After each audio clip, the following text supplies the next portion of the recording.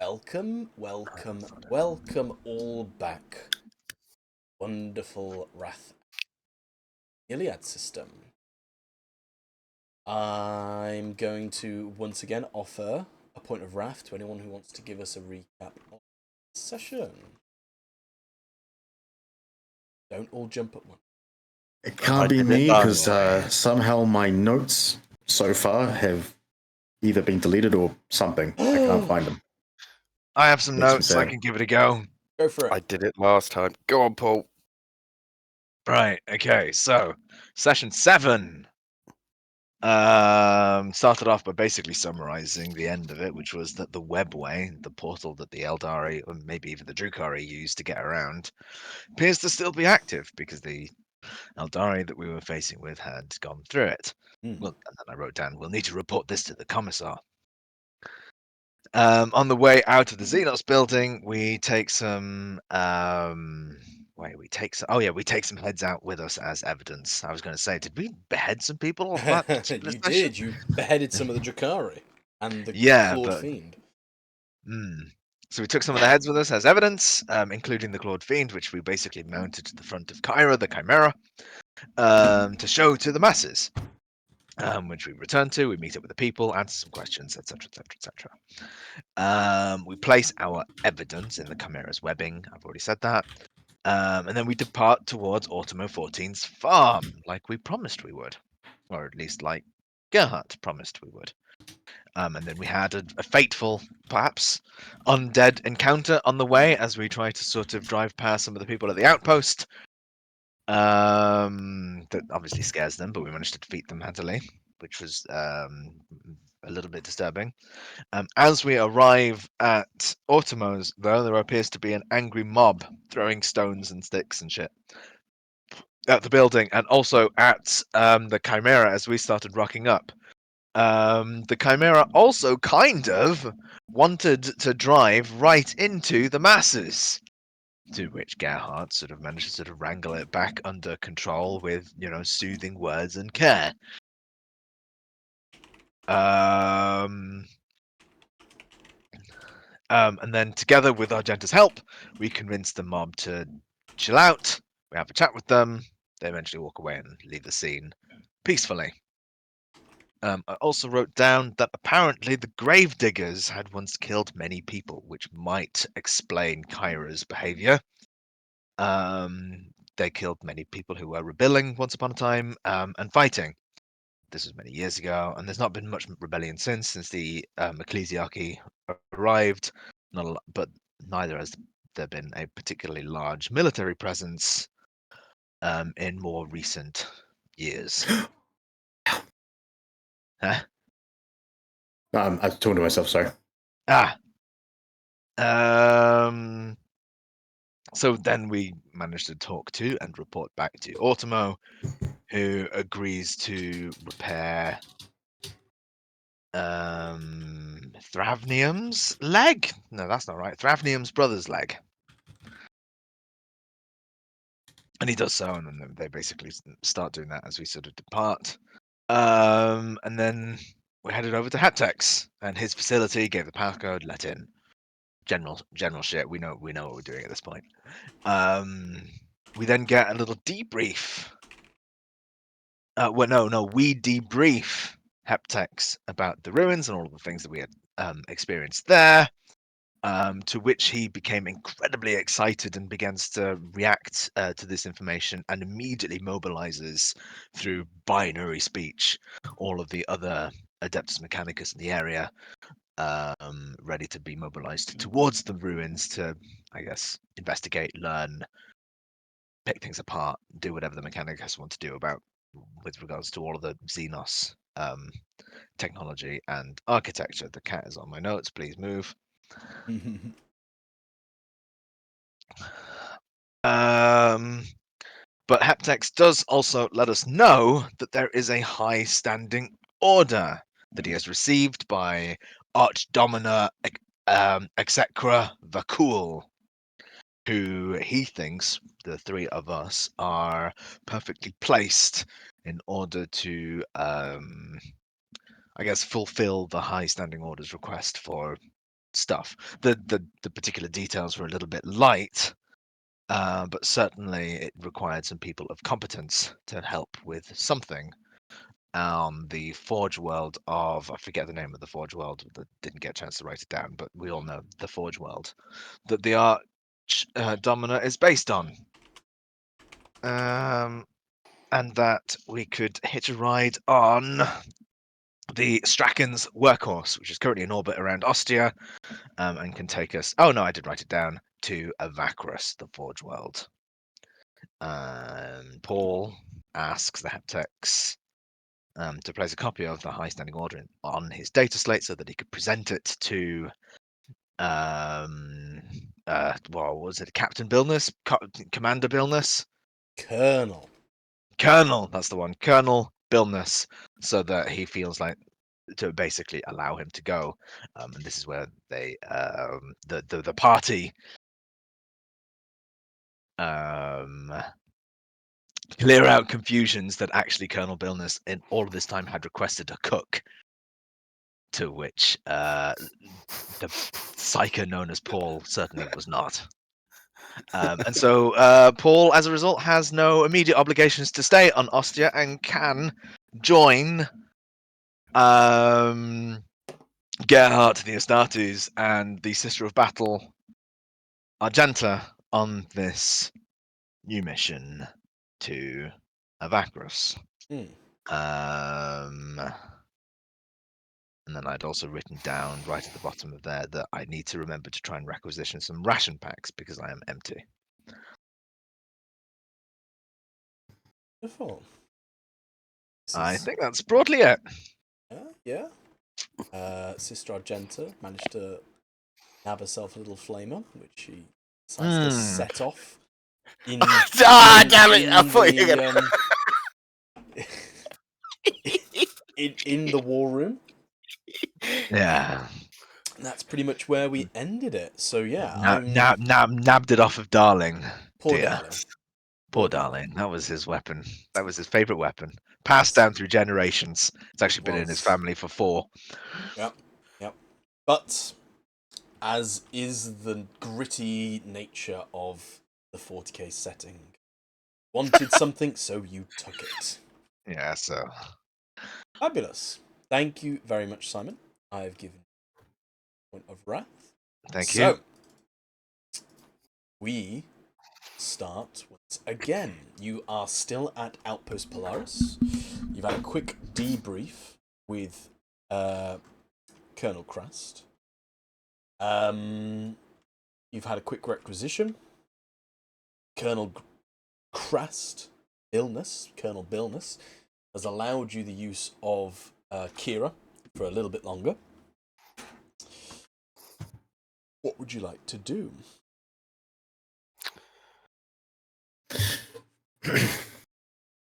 I suppose it's time that we saw this traitorous slug for ourselves and see what he has to say. What do you think? I could not agree any more. And perhaps our psyker friend over here could help assuade the truth out of this fat slug of a human. Excuse me. I can do my best, but interrogation is not necessarily my forte.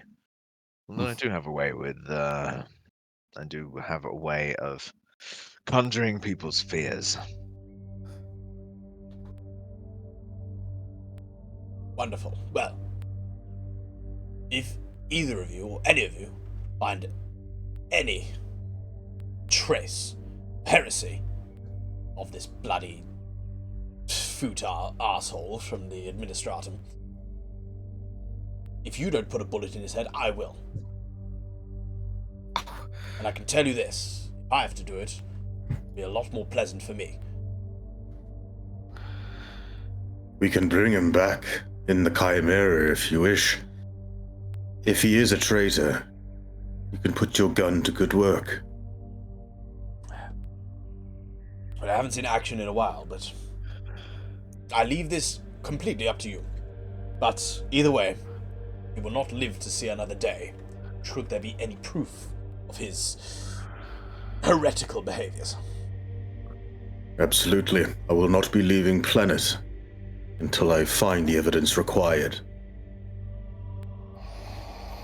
Good, well, carry on, gentlemen, lady. We have things to prepare up here. As he leans back over the tactical map and starts pointing to that. Now, darling, I do think if we put a regiment over here, and maybe a bastion here, and maybe if we do... And he starts acting out his little war plan in his head. As you wish, Colonel. And then Paul starts walking out. I cannot walk because the game is paused. I am frozen in time! Damn heresy! Perils of the warp! I cannot move. I am legally frozen. Cool. Are you all in agreement that we are heading to the Sortium compound? Yes. I think that's the ticket. Wunderbar.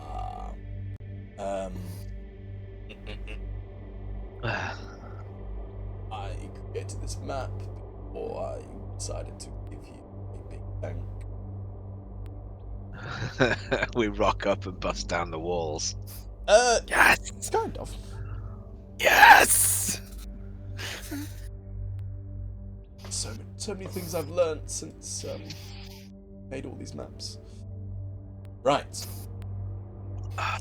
You all jump in the Chimera.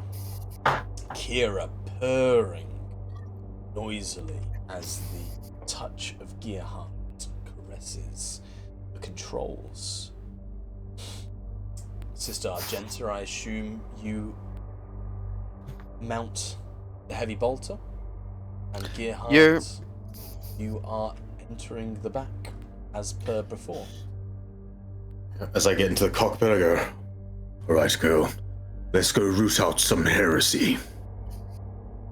Hear the engine rev a little bit. Interaction with it, and you set off.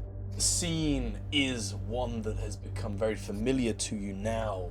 The long flowing landscapes, the fields, thousands of workers working in them, all peaceful. A nice separation from the previous few days, as you see man and machine working in relative harmony. It is a nice, easy trip. Roads are clear. Arrive to the heart of Ancra's settlement. And situated centrally in the Ancra settlement, the Adeptus Administratum Overseer's compound is a stunted pyramid of bland rockcrete. Grand, austere, and featureless, it exudes a monotonous menace, though both the cathedral, the Church of Dawn, and the colossal silos tower over it. As you Can I do a check to see if we've been followed by any servitors on the way there? An awareness test, please. DN will be 7. Oh, damn. Ain't making that. Oh! I mean. Wow! Right on does the it- money. Wow! Does it exactly. Right on the money. Sister Argenta. It was Take last it week's down. club, I'm not doing that. has five dice to get a DN7. That's amazing. That is absolutely amazing. And you do indeed see a servitor skull, or a servo skull, tracking you lazily across your path. Can I define if it's administratum or if it's I'll point this out to the group.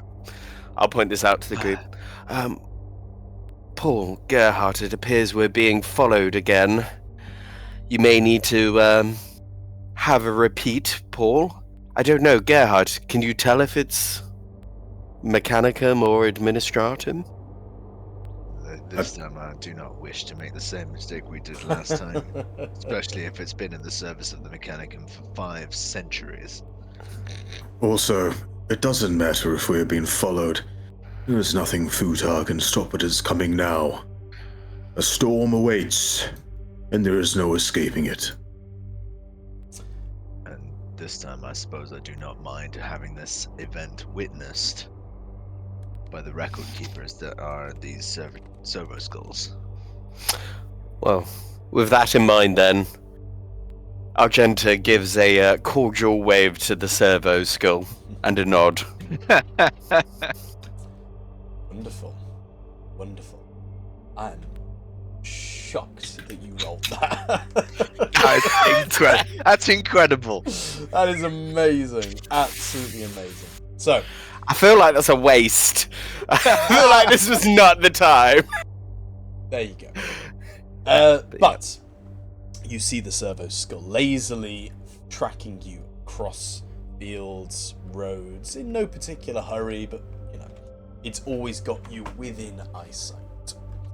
But you do roll up to the Sortium compound, a pyramid-like structure with large, heavy doors, clearly locked in front of you. There is a intercom buzzer system should you wish to ring the proverbial doorbell. Yes. Yeah. If memory serves, these places are riddled with red tape, so I suppose we should follow the rules if we are to see if we can speak with Futah.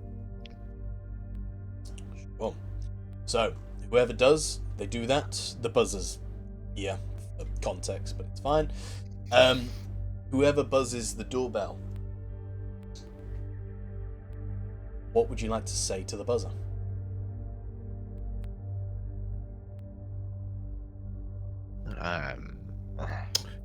Are the doors quite large for the Chimera to get in?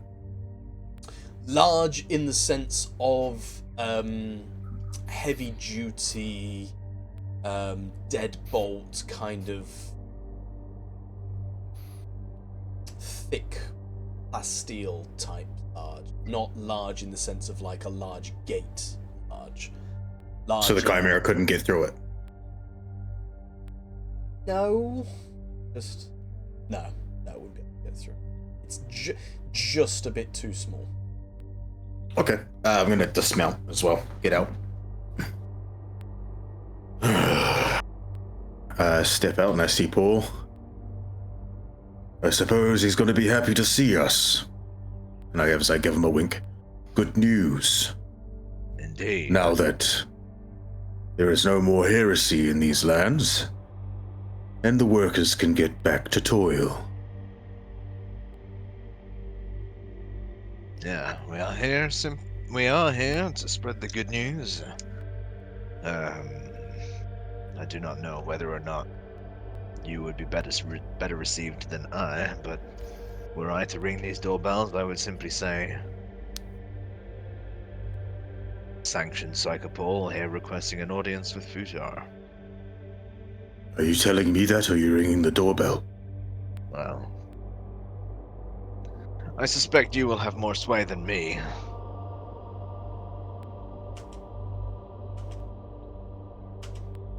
I'm gonna press the button.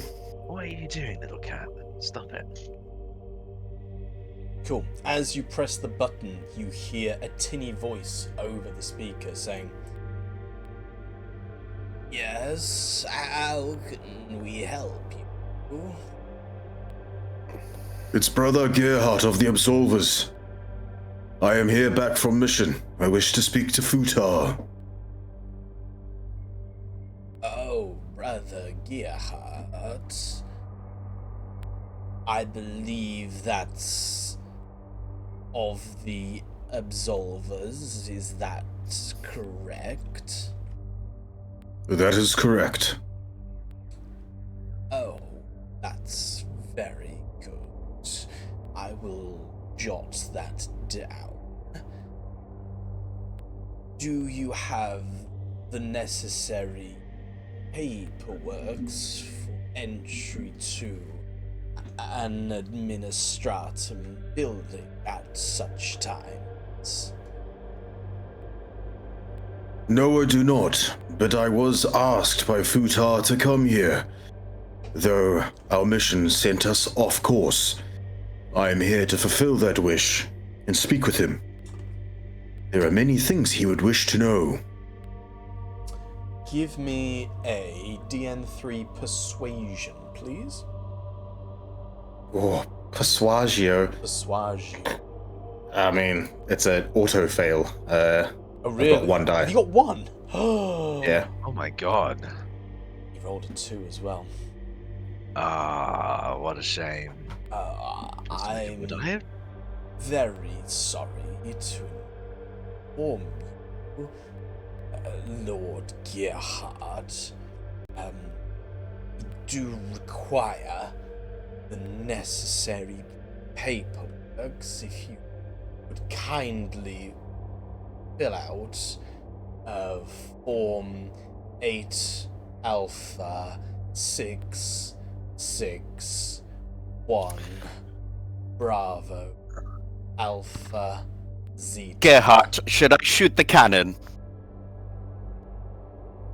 Is this over the Vox speed? He's telling you which forms to fill out. Well, yeah, but but Agenta just said something to me. Is she yelling She- that out, or is she Oh, Vox sorry, speed sorry. movements? She's in the tank, aiming the cannon at the door, vox speeding you. What is it? Should I just shoot? Should I just shoot the cannon at the door, Gerhard? I look at Paul and go, "Can you write that down?" And I turn around and go, "I'm not too sure if that would be a great idea. There might be a person we're looking for." I'm kind of like doing this under my breath, like quietly, but this is still an administratum building. We can't. If we wait as long as the administratum wants us to wait, he'll have had plenty of time to escape. This isn't the time to persuade. This is the time for arrests. Paul might walk up to the door radio buzzer type thing, and he would probably respond by saying, "Sure, I've got your forms for you right here." And then he would say, "It's going to take its form in a size something caliber round coming right at the door in the next few moments if you don't open the door right now." So you hear a pause. You don't hear a pause. There is a noticeable pause. Gerhard, with your superhuman hearing, hear the very, very slow shuffle of feet.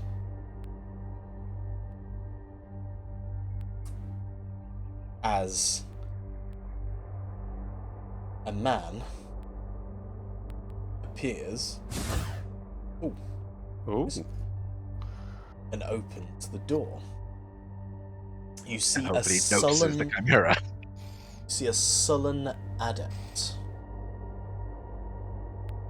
gingerly walking across tiled floor. He's hunched over, dressed in relative finery, and as he opens the door, little timidly, says, "Why are you pointing that at our door?"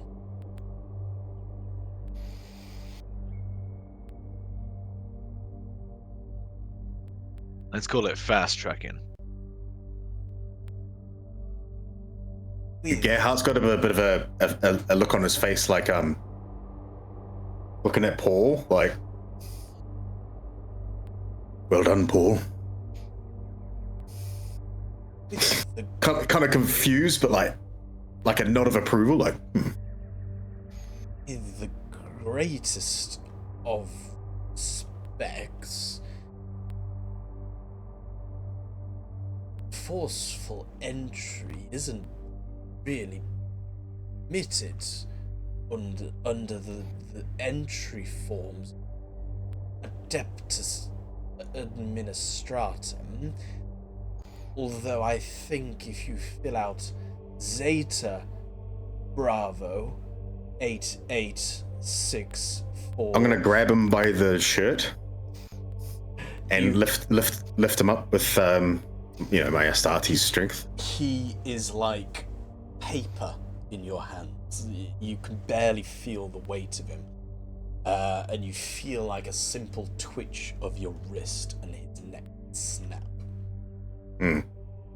I lift him, pull him right up towards my face, so his feet are now off the ground. I go, there is possibility that in this very building there has been a Xenos collusion, which is heresy. You stand in our way, in any way, and you become part of that collusion.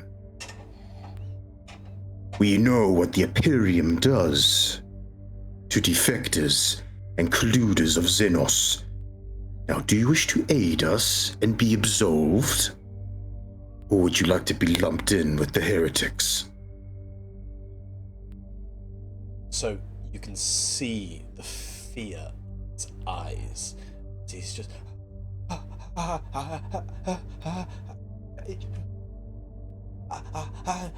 I'm sorry. What were you here for? I'm here to see Futah, and I want to see his office, his personal belongings, where he stays, where he works. Now, do this, and you'll be off my radar for now. Futah, he's on the top level. He stays with the important records, and I believe he's in. Go ahead. Go right ahead. Agenta, we're in. Let's go. As I assume you put him down, he kind of quietly says to himself, I guess I'd better fill the paperwork for them. As I put him down, I readjust his shirt. Good. Good. You do that. And he kind of shuffles off slowly. Thank you for your understanding in our hasty nature this afternoon. Walking down the hall with Paul, I'm like, dum, dum, dum. And I look over to him and go, I like the cut of your jib, Paul. You've got quite the aura about you when you wish to. I really don't have time for red tape. So as you enter the compound, interior is a winding maze of corridors connecting sanctums, studies, and data vaults, echoing with the scratchy sound of scribes scribbling endless piles of bureaucratic farming records. Savants and menial workers bustle through the compound in what appears to be well-organized haste. But a cursory glance will show this is mostly pointless work, moving information from one workstation to another with little actually being achieved.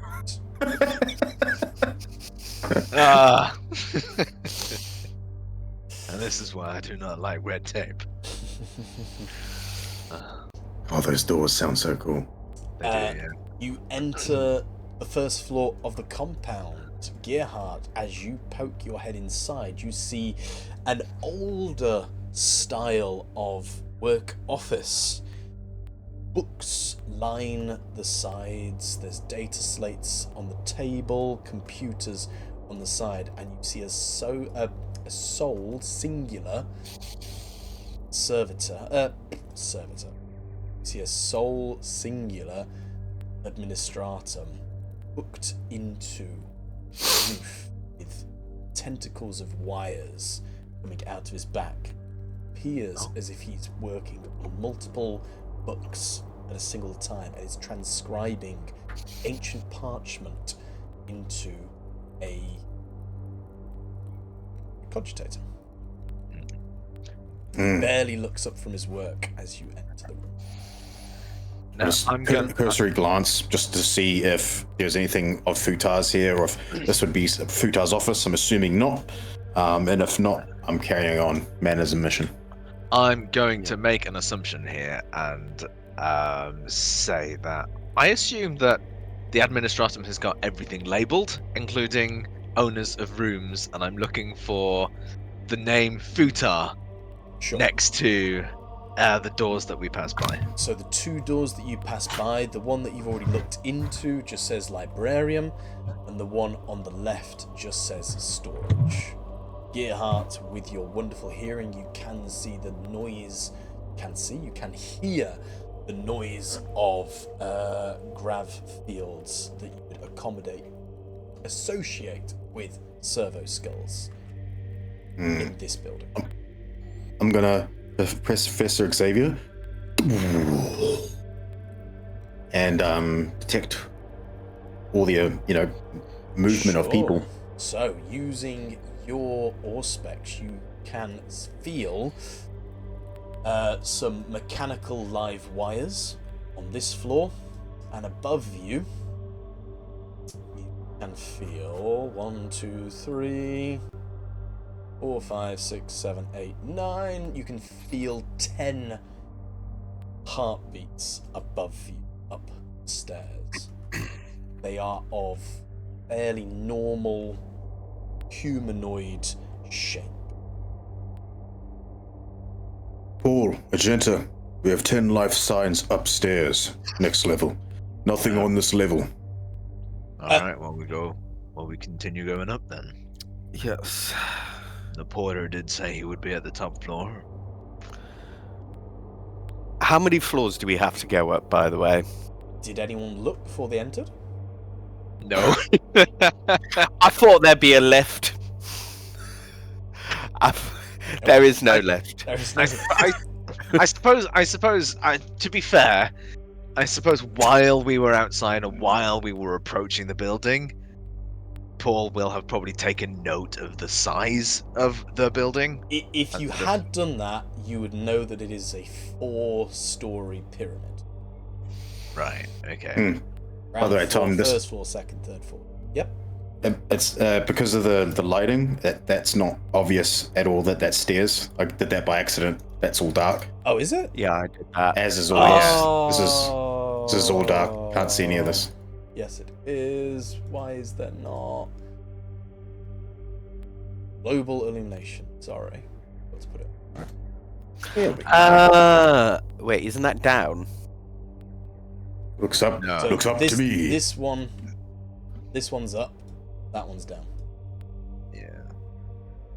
Sorry, I will get used to it. As you come up to the second floor, on your left you see a sign saying boardroom. On your right you see one saying executive office, and inside you see 3 more administratums, again slightly better dressed than the others, just tapping away at their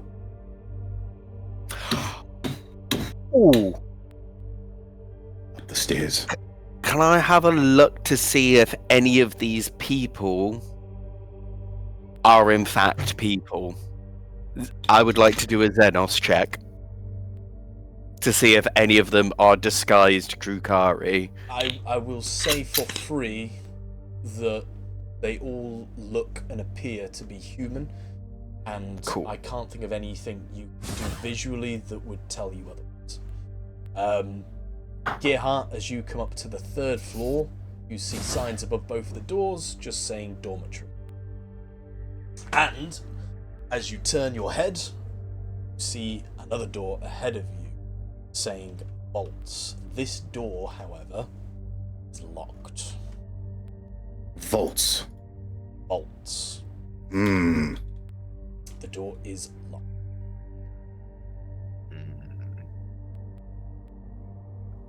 That sound. Is there like a intercom or something of that nature? There isn't an intercom. It is a more traditional looking door, although it is plasteel. There appears to be some sort of key lock in there. Perhaps something that you could override or break. Want to try and do that silently? I will let you do a stealth check. If you want to do it noisily, you could just use the tools at your disposal.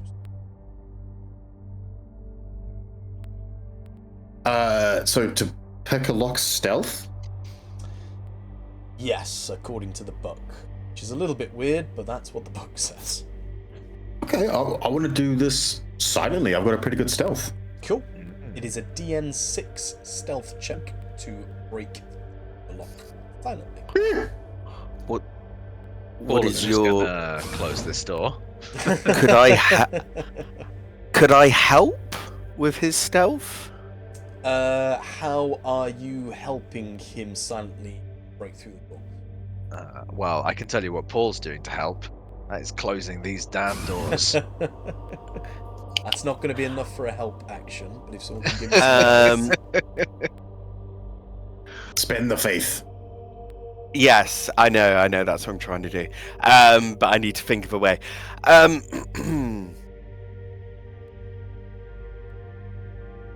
She starts whispering tenets into his ear about tales of Astartes in particular. But I don't know if I would know this, because I'm going from Ed's knowledge, not necessarily her knowledge.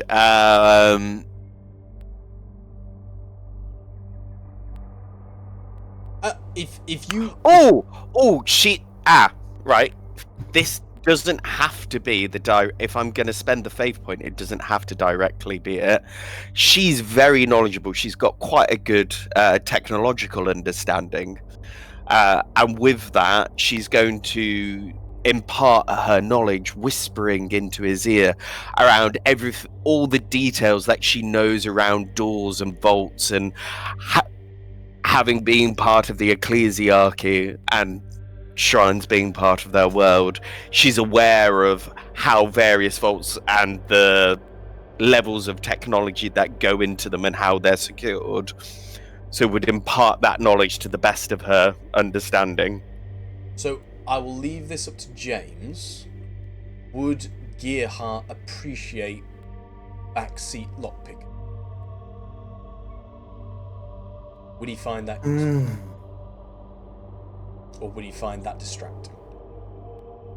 Well, if she's kind of, if I'm like kneeling there looking at the wires and like, or because I don't know what the lock is. I'm assuming it's like wires, cross wires, stuff like that. I'm kind of going like green, red, right? So this one needs to go here. And if Agenta's behind, going, when she's saying what she needs to say about how a door works and maybe not that wire, this wire, I would say that's like doubles down. Like, but I thought it was this wire.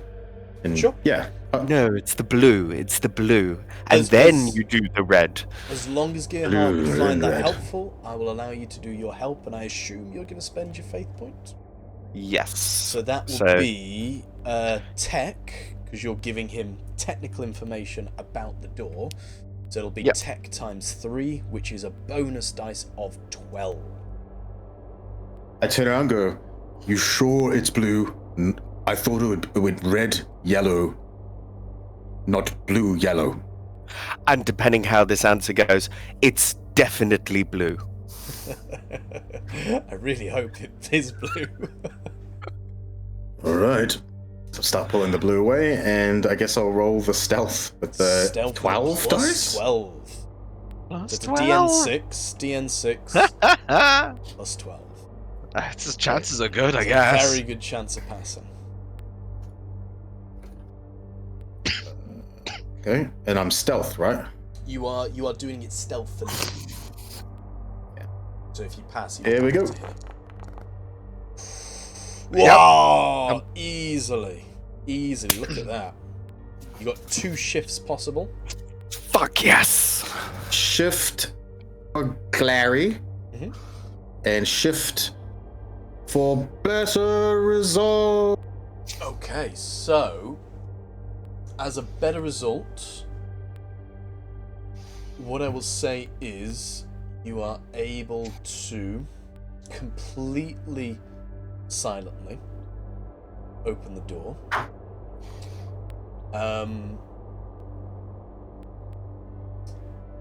And from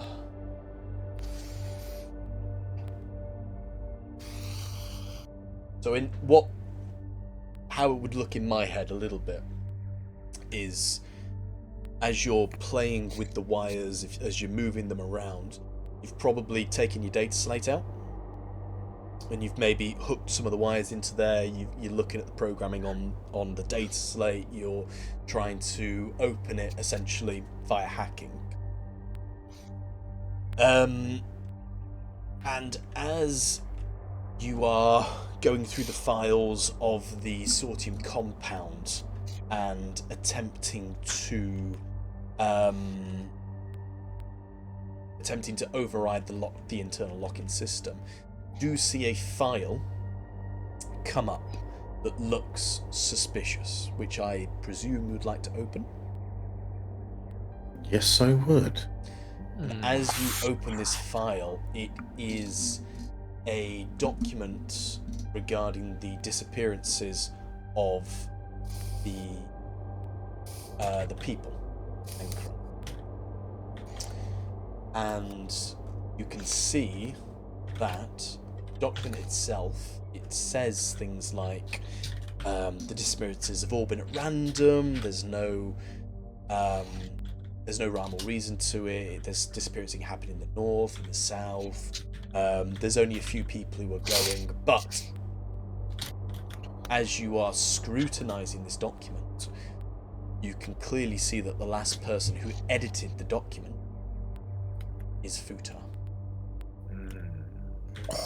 So I will give you that as part of your shifted die as you open the door silently.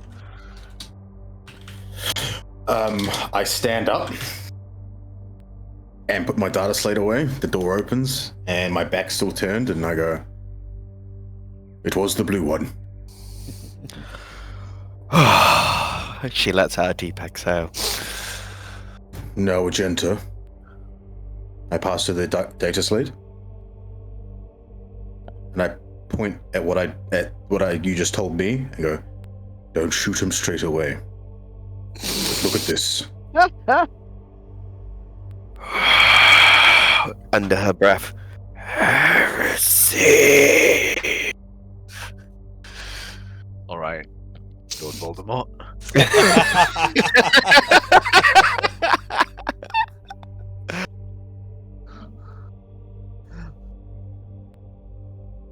He's been editing files. That and knowing about the ruins and telling the Ecclesiarchy to stay away. This does not bode well for him at all. Especially at the beginning, when we inquired to get this information, to pass it between the two. He had it to hand.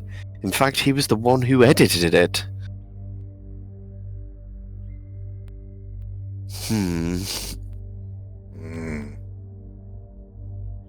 When you were Walking up the stairs. Ah, damn it, I went the wrong one. Yeah, I went the wrong way. I click activate. Does it bring everyone here? Yes. I'm already here. I know, but edit. But yes, it should. Right. But his token may not be here in the scene if you do that. Oh, that's a good point. Ed, can you see? Nope.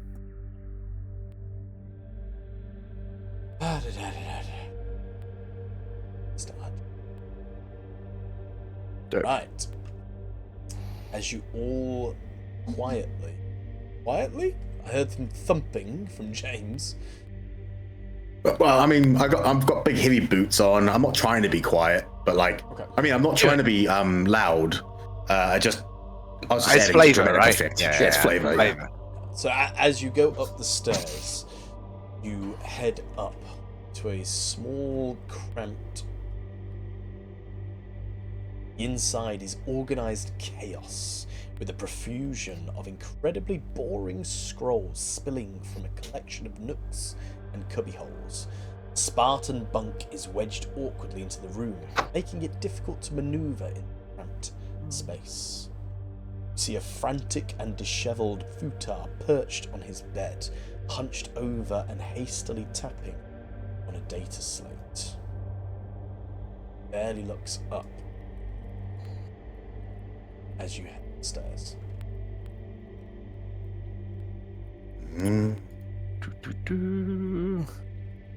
Hello, Futah. I do apologize, Lord. Yeah, I didn't hear anybody coming up. Drop the data slate now. What? As he raises his hands up, holding the data slate, but just holding it. Drop the data slate, Futah. Hang on, is there something I can do? Right. As he places the data slate on the bed behind. Oh, never mind. Don't need to do it. I pass it over to Agenta. Plug that into yours. See what you can find. Does so. Sure. Give me, Sister Argentar, a DN3 tech test, please. Ooh, come on.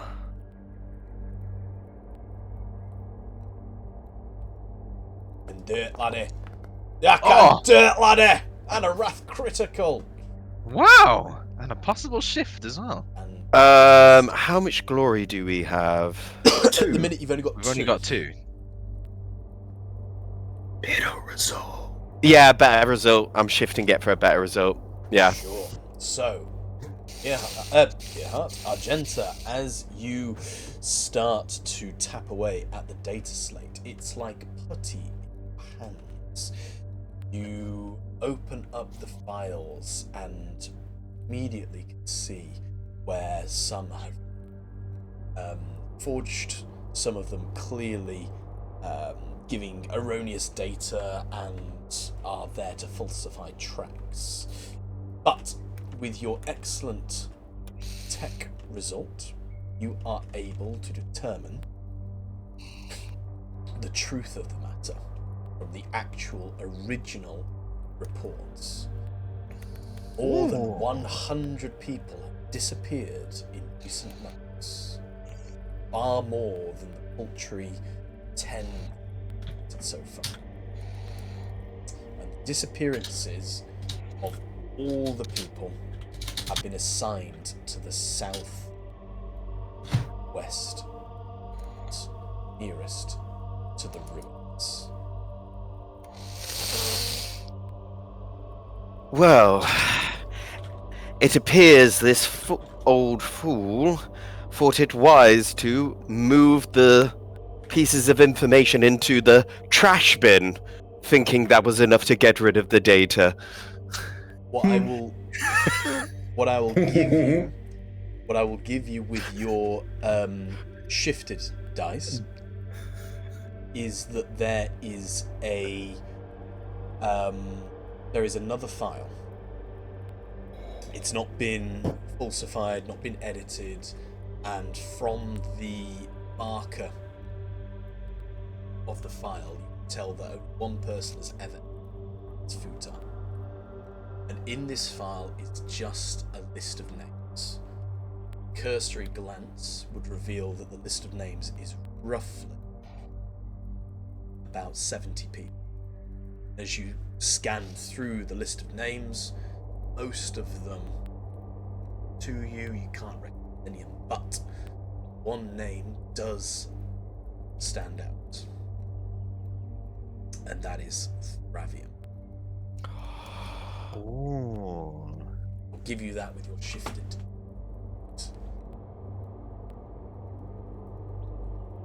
He has a list of names, which he foolishly tried to put in his trash bin. These administratum and their use of tech. No. And out of this list, I don't recognize any of these names, but I'm sure we could match them up with the missing people. Because one I do recognize, and one in particular, Fravium. Now, That list is just what people have told me. They've said they're the missing people. That's all. silence you. As he cowers. Paul, I know you've taken a back seat so far when it comes to interrogations and when communicating with the public. But what you were able to do earlier was very impressive. And there is... Right. I know we haven't set off on the best foot. You are... And this is going to be her trying to expend her faith point to help him with something. You are a mutant Ed, who will... told you last time. You can't help someone preemptively. If someone chooses to do something, you can then help them. You can't say, I'm going to give that person help preemptively, depending on what they're going to do next. Well, no, she's Simon, trying to convince Paul to interrogate this chap. Yeah. So in the realms of what would happen, if Simon says, right, I'm going to interrogate this person, Ed would then say, right, I'm going to help by giving Simon a rousing speech. All right. Yeah. Okay. You can't say, I'm going to give him a rousing speech if he decides to interrogate. No. Okay. Oh okay. yeah. Right. However, I see what Ed. I see what Ed is trying Yeah. to do here. Anyway, I can see what perhaps Sister Xanthar is doing. It's like maybe this would be the opportunity Yes. for. She's giving him a leave of absence, perhaps to sort of display perhaps some more of his heretical nature in this moment. It's also, and I think it's kind of leading into what she wants to say is wants to impart some fear onto Futah as well to help within it. Oh, As you part of don't intimidation. So it's do that, sister. Hang on, and then he sort of cricks his neck slightly and sort of cracks his fingers, and he walks up to Futah with this intense expression on his face. He gets up to within a couple of meters as Paul begins. Tell me, Futah.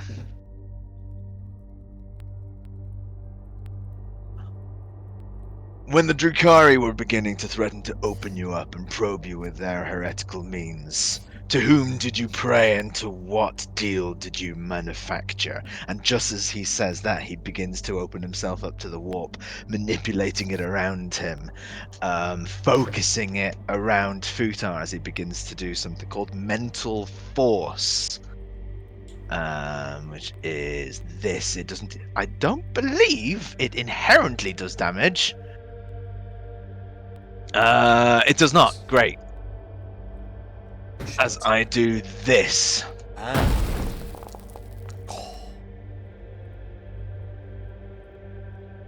Which effectively forces him prone as I begin to sort of impart wisdom and physical pressure around him, in addition to basically saying, remember when the Drukhari started torturing you and threatening your life and enjoying the torment that they were going to impart on you? When did you break? Who did you pray to? Why did you think yours was above those of the rest of Ostia? And these kind of things, hoping that some of his answers will make him complicit. Wonderful. So, I'll give you an intimidation. Yep. I know what the result's going to be, but if Ed wants to help with his rousing speed, up to you if you want to use your faith point or not. If you're going to use your faith point, use it. Otherwise, it'll be your leadership bonus die because you're given a rousing speech. So it'll be Paul's intimidation plus either 5 or 15. Wait, 5 or 15? So it's 5 now, but if you're going to spend a faith point, it'll be 15 because it's triple, isn't it? Okay. Do we know the DN before doing the thing? It's against his resolve, and I'm going to be really kind because it's Christmas, because he has a resolve of 1. If you'd like to use your faith point, you're more than welcome to. Christmas has come early. No. So it's a DN of 1 then. It's a DN 1, intimidation plus leadership bonus. Well, what's your leadership then? 5. Before 5. All right. So she's just going to say, "You are many things: a mutant, a freak, and Arousing speech. you will Scumbag. you will either have the opportunity to die in a horrific way, of which will put all of us in peril, or hopefully die in service of our emperor. But most of all, you are, without a doubt, the most terrifying individual I have met in my life. That's right, Futah, and that's including the 7-foot man next to me who I've seen eaten 2 people. I have watched this man not crush, squish hundreds of people like they were bugs on an Angel of the Emperor's carapace. I think there was a compliment in there somewhere, Xanthar. I'll take it for now. So, intimidation plus 5, please. Yeah, all right. So I'll let you know that I've got an intimidation of 6. Yeah, so, I mean, 1's all round, right? Come on. Oh my god. Oh, no. Complication. I'm not going to roll on the complication table. I'm going to let you fashion one yourself this time. Futah shits himself, it smells.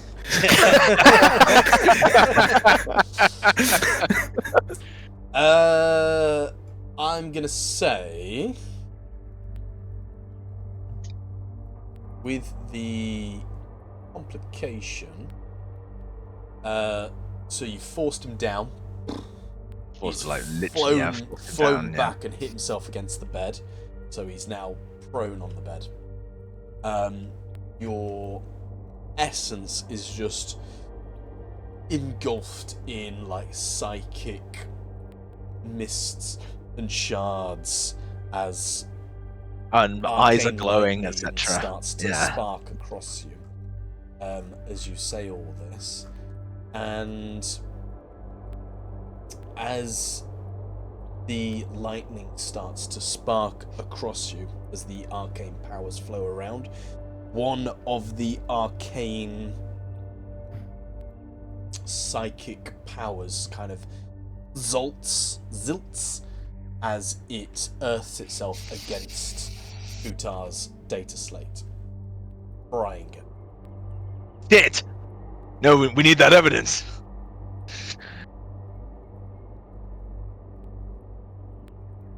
Well, we'll take a recording of what he's about of how he replies. Did I attempt to download it? Yes. I passed it to her. I said, "Plug your data slate in." There you go. Brilliant. But his is destroyed. Right, okay, well, we got some evidence either way. Right, I suppose. How does he respond? How does he play? He is absolutely terrified. He is whimpering on the bed. He is essentially pissing himself as you are towering over him, surrounded by some of the mightiest beings he might ever come across. As he said, "No, I never pray to anyone other than the God of mankind. I am not a heretic." Gearhart, I did see you walking around. Mm-hmm. Were you doing anything at your walk? I'm doing. Just tinkering. No, so what I was doing is So you know the trope of all detectives when they're talking to a suspect, they kind of smarmily look around, flicking through people's stuff and pilfering through their goods. I'm flicking through his books just while Paul does his thing, and I'm looking at his stuff. I'm literally pilfering through his crap. As you pilfer through his crap, and as he is there, prostrate on the bed, no, I am but a servant of the God Emperor. Gerhardt, you uncover a strange-looking box as your foot hits it. It's underneath his bed. As you're kind of walking around, your foot kind of clicks it. My head cocks and I look down, I pull the box out and I place it on top. No, leave that alone. I grab him by the trachea and give it a very gentle squeeze to the point where I'm basically just trying to squeeze his trachea a little bit so it makes his voice squeak. And I go, Shuts up. and I'm going to open the box. Inside the box, you can smell the stench of decay before the lid even fully opens, as it fills the room.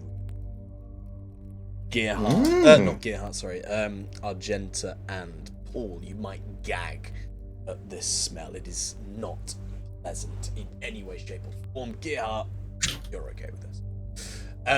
But as the lift opens, you see inside the rotting, decaying remains of a human skull. And on said skull, you can see carved in intricate, bizarre, and alien runes what could possibly be a sentence, if anyone, any language other than God. Do they look, even though I can't read it, is any of the symbology, remembering back, anything about the symbology look like anything within the runes that I would have seen or could have seen?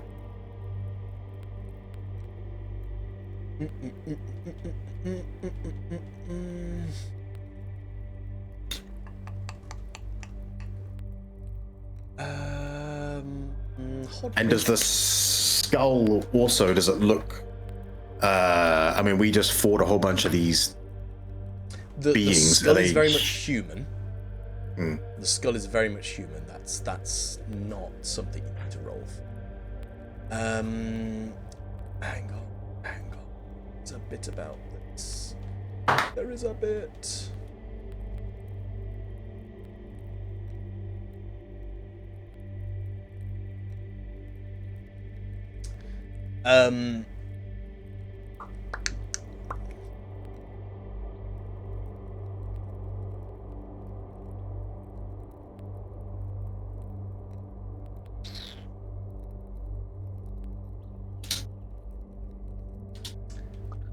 The only...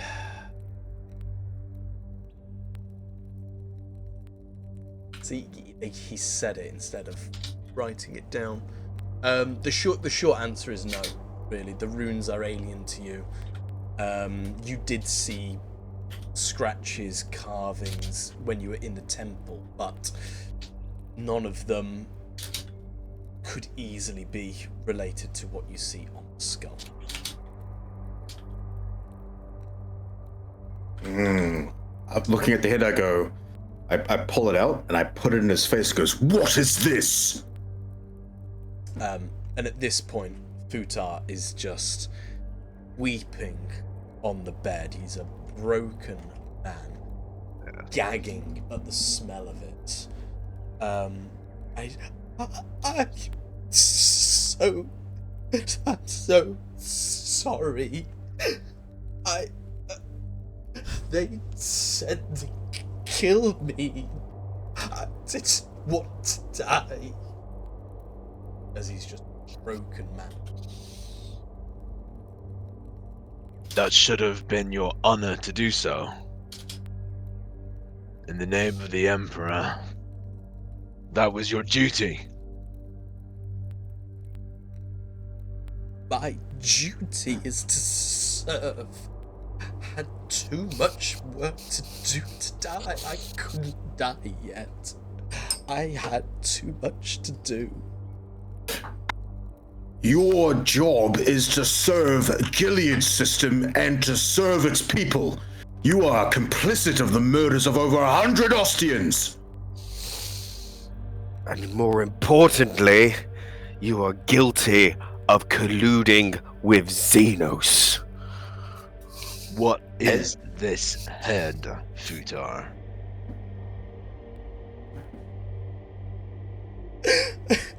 While they're talking as well, and he's crying, Gerhardt his hand is on his chainsword, and he puts it down in a gesture. A reminder of my promise.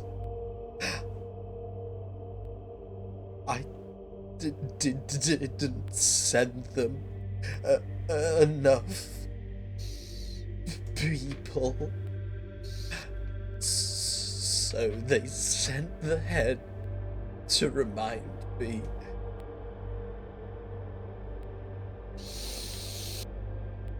What were you gonna get in return? They just allowed me to live.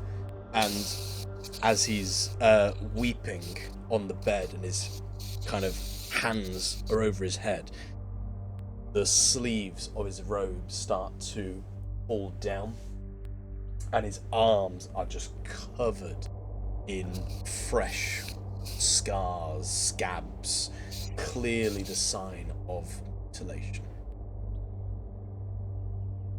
As in self-mutilation, mutilation, or warp-induced mutilation? You would have seen similar looking fresh wounds when you were at the temple on the Ostians that were being tortured on the tables. So you'd have seen fresh looking versions of what are in his arms. Oh shit. I'm gonna grab him by the shoulder and say, I've heard enough. And I pull him off the bed and go, get on your knees. And he, you essentially throw him down to the floor. He can't stand up, he can't do anything, as he's just kind of cowering with his hands over his head. No, please. Say again? Seeing what Gerhardt's about to do, Paul relaxes the mental force around Futah to allow Gerhardt to do that. As he's just, no, I want to serve. I still wish to serve. You will serve again in the next life. Lord Gerhardt, perhaps a public execution will serve a higher purpose. Yes. Nothing will unite the people like a good public burning at the cross. If we kill him... He will not burn. He must lose his head. This is the absolver way. Well, that can still happen. I'm not saying we don't kill him for his deeds, but I say we do it in front of the people. Wait, we can't do such a thing. The Inquisition must interrogate him first. We don't know what other information that they may have stored on this individual. Things he may not even recognize that they imparted to him.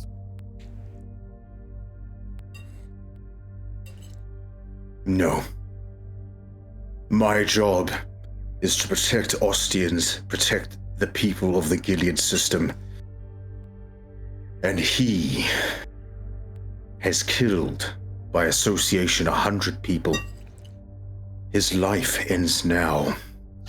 Yes, Gerhardt, his life will end.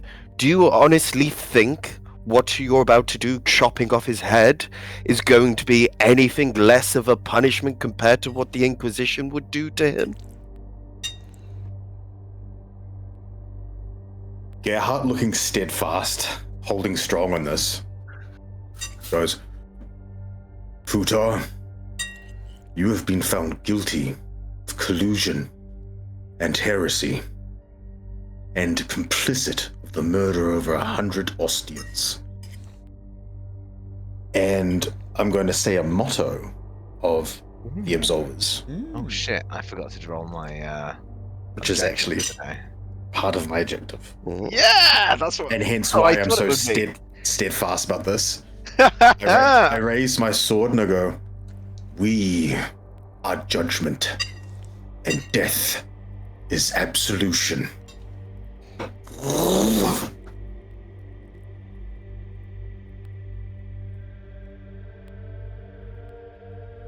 Fair enough.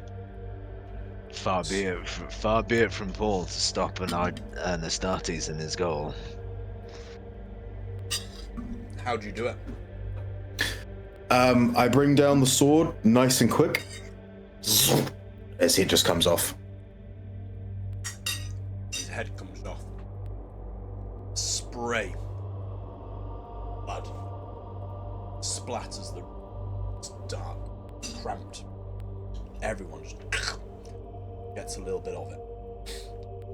Oh, As his I need a head roll. goes rolling across the floor, and yeah, need to gain your wrath. And I pass my berserk check. Well done. You are not frenzied. You do it cleanly. Do it with conscious, and you retain yourself. Lifeless husk. Tar.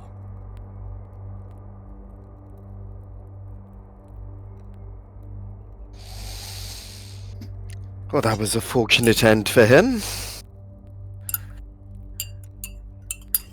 On my honor, he had to die this way. I understand. We have what we need. His guilt is absolute. And now, his spirit floats in the ether. Hopefully consumed by the warp itself, where he'll be torn apart for millennia. Oh, his soul is to be damned. I was just hoping he could suffer a bit more before he found his way there, but his death was inevitable. It was all a matter of time. Let's gather the evidence. The head with the... Right, can I have a look at this head? Is it definitely Drukari, or is it more No, it's human. heresy? No, sorry, not the head, the writing. Are the symbols Xenos, or are they more heretical? So the symbols are very much similar in writing, handwriting style, to those that you would have seen carved into the walls of the temple, scratched across paintings of Aldari. Good. Well, this all matches up from what we've seen earlier. The head should be evidence. I guess this head should be retribution. And the information I've got saved on my data slate. And we should... Ooh, is there a cogitator in the room? Is. Yeah. I'll I'm get just going to the- frisk him. You're gonna frisk him. No, I do not believe this is the time. He might have more fucking evidence, Xenos technology, who knows? Sure. On his dead body, the only thing you would aim is a pistol. Look on him. Yeah, sure. A simple man of simple pleasures. He's simply dead now. Simply read. Can I have an inspection of this cogitator? What are you looking for on the cogitator? What are you trying to do? I'm looking to find information on the missing people, anything that would incriminate him further than what we already have. If he's got any logs or anything like that, diary entries, anything of that kind of nature. Or transmissions to anything or anyone else in particular about it.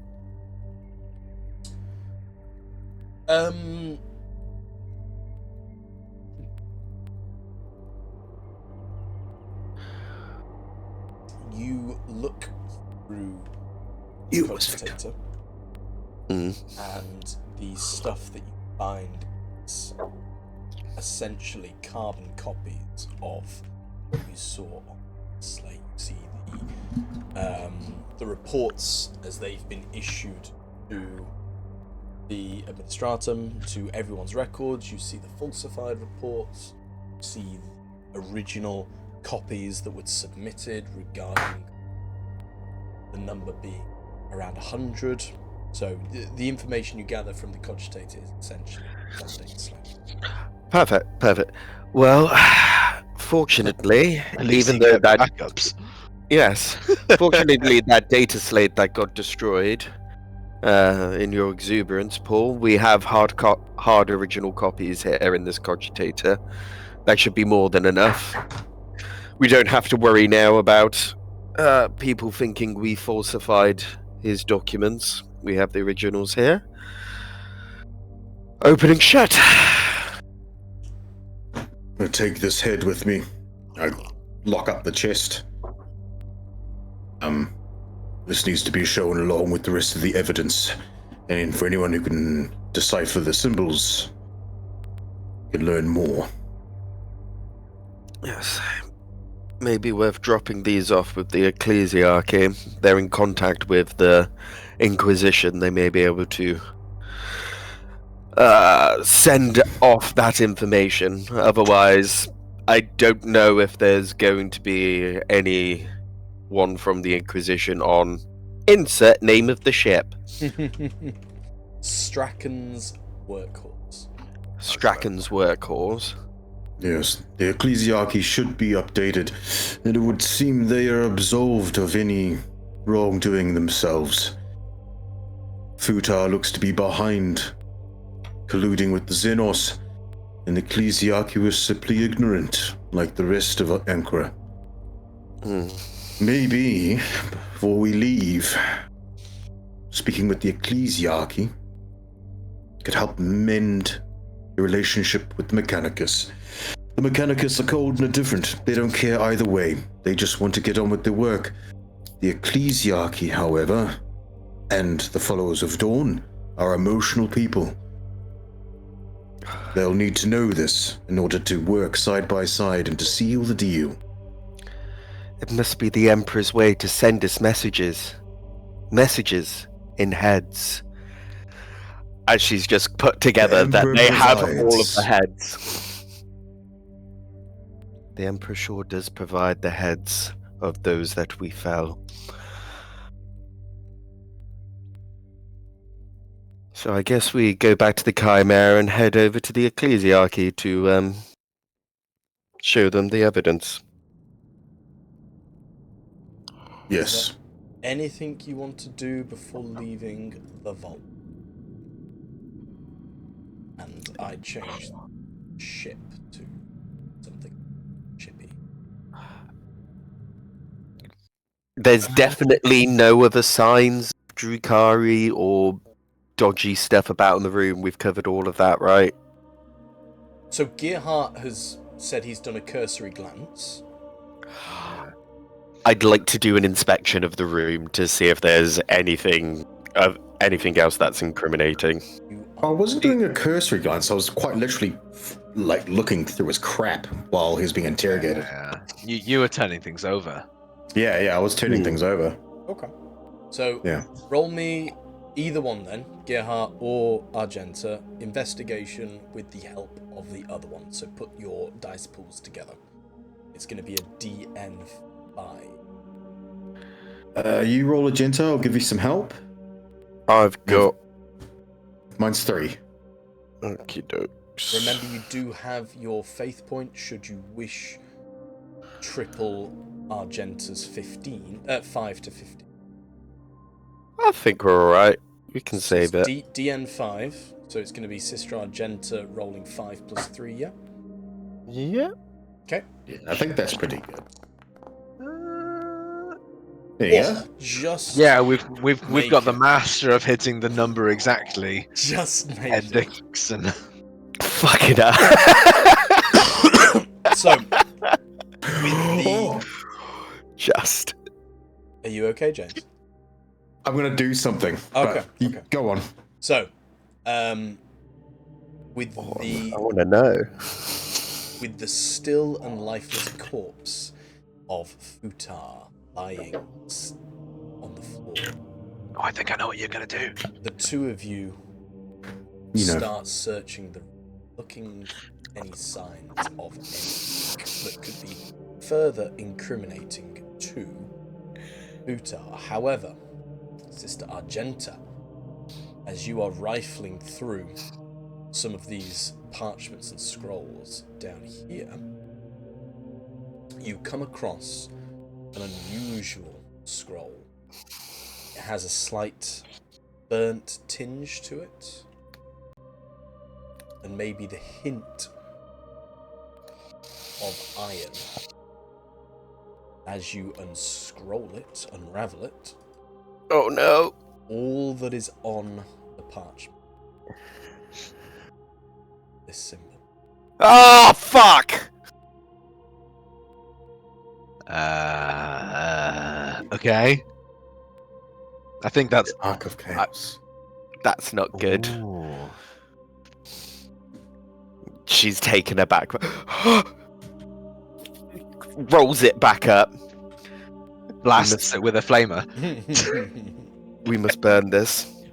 But yeah, the scroll itself is unassuming otherwise. It's surrounded by other parchments which, if you'd unravel them, you'd see things like farming data, information about potential mining activity for raw materials. It definitely takes you aback. And it does look like it hasn't even been opened. Oh, fuck.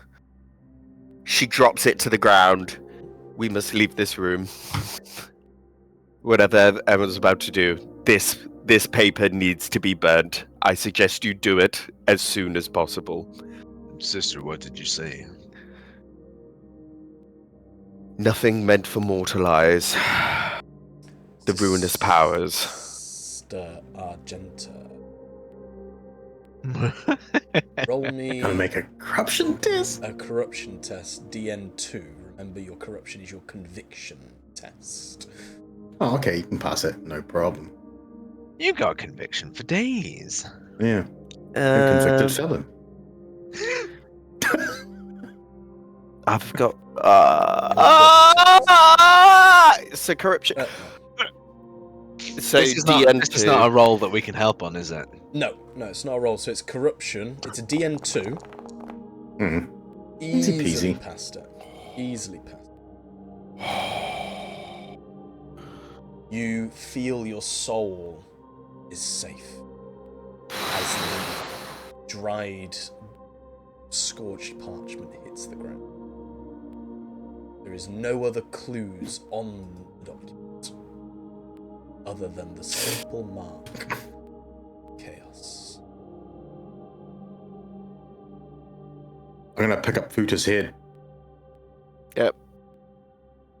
And as I look at it, I go, men tell lies, women tell lies,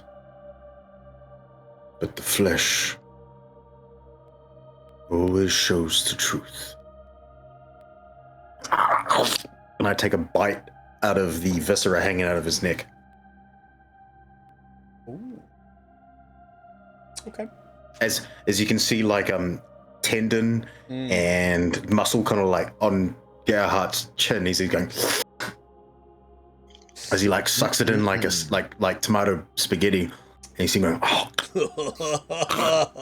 Oh God. As he does, he looks into the room past Paul and Agenta, and his eyes go like dead black. He goes with this like really gaunt, like strange looking vacant face. As you consume this flesh, the flesh of Homophage. you, Sister, are you sure that I am the most terrifying Yes. being in this room? I don't know whether that's my point. I don't know whether I should be rolling corruption tests for consuming human flesh, but I'll look into that. So, that's an Astartes thing, of course. I mean, that can't be corrupted, right? So, omophage, like canon lore, is more about like they land on an alien planet, they like bite into a like alien rat essentially, and they can find out stuff about the planet, about the weather conditions, about hazards, that kind of. That's how it works in canon. Obviously, it transfers across to anything, but I have to double check about the consuming of human flesh. But that's something for looking into. So as you consume a part of Futah, your eyes roll back. Your pupils start to dilate. Full dilation. And you start to see these. It's not as cute as when cats do it. No. Start to see these like flashes of memory, just these snippets. You see the utterly boring, brain-numbing processes of the Adeptus Administratum, the endless typing, the paper, the filing. But you do feel a sense of joy around this. This isn't your joy, but you feel that sense of joy from the memory. You flash to a new section where you are stood near a farm. The farm looks familiar to you. It's towards the forests in the southwest part of Ancra. The farm doesn't look as you recognise. It's a bit more human, less mechanicized. It is pitch black. You're talking with people, scared labourers. All of a sudden you see shadows, and the memory jumps to the next one as you feel pain. Gerhardt, you have never experienced pain like this.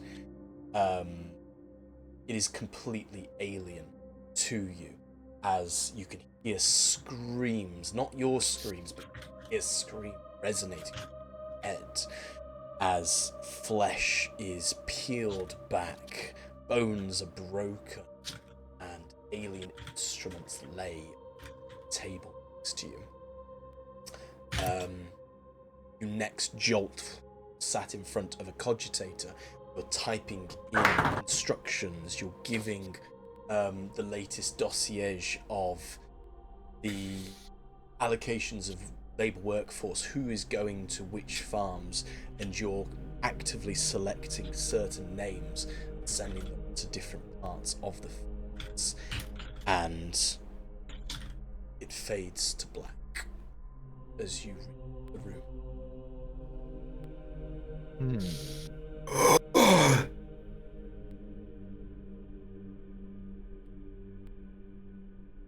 This man's a coward. That much is obvious. It even gets more obvious. He did things through self-preservation.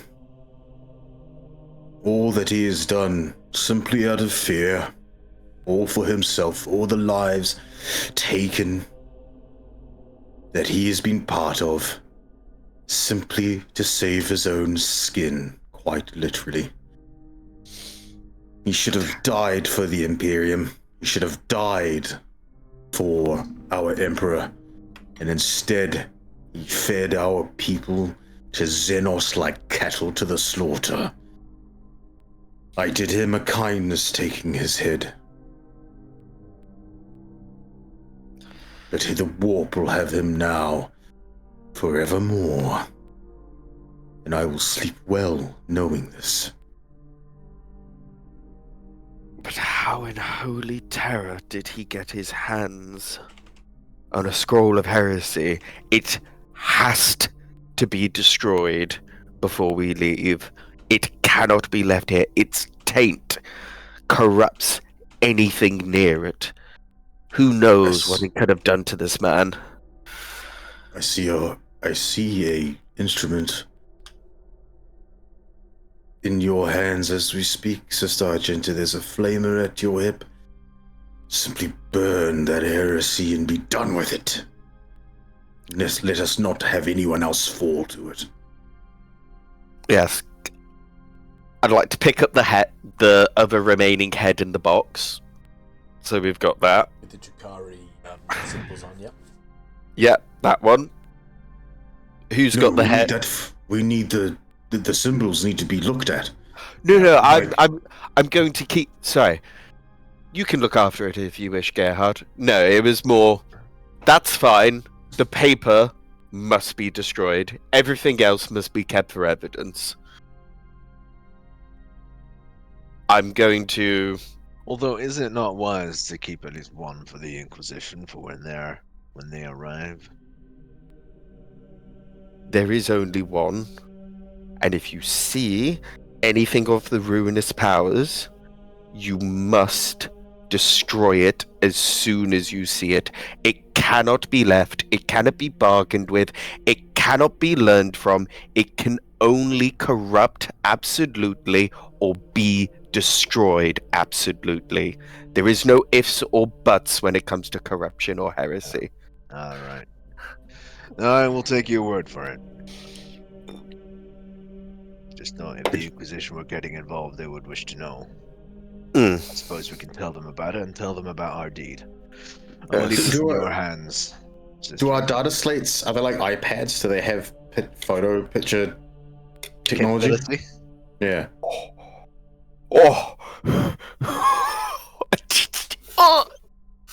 No, I'm not saying anything. Not metagaming.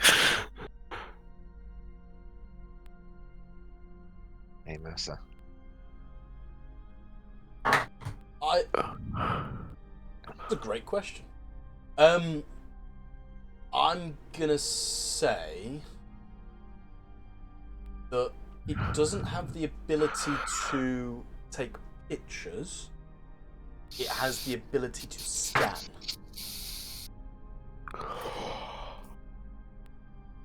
No. Burn it, sister. There's been too much talk already. Gets to a safe distance. Are we ready to leave the room? Also moves to a safe distance behind Argenta. I would like to, if possible.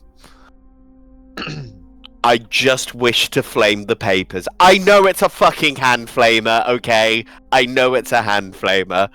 But I'm going to try and control the flame as much as I can. Because it is just a piece of paper. And if I had a lighter, I would use that. But Yeah. Watch this complication, by the way. yeah. So at the minute, what you've essentially said is you've just dropped the paper, you've moved backwards, and you're going to flame it. If you've dropped it where you picked it up, it is surrounded by old parchment, books, and other things. So you are more than welcome to do that, but if you're not going to try and move it somewhere that isn't surrounded by kindling, stuff might happen. Can I nudge it with a buck? You could do whatever you want, mate. Ah! I'm gonna pass you my Astartes combat knife. Which to Which Sister is- Argenta would almost be a longsword. Yeah, use this knife. Knife. Start wondering if something that Like I a I can do. broadsword, like a gladius type thing. So she's gonna she's going to stab into Futah's body and use his body to nudge the paper into a corner and set fire to the body and the paper. Strength DN3. Oh, she's strong as fuck with that power armor. She's crushing this. Strength DN3. I mean, isn't Paul telekinetic? He could just move the piece of paper. He Or This is actually what I was- could do this. This or so when this is touching, or so touching this it is- though. Oh, sorry, lads.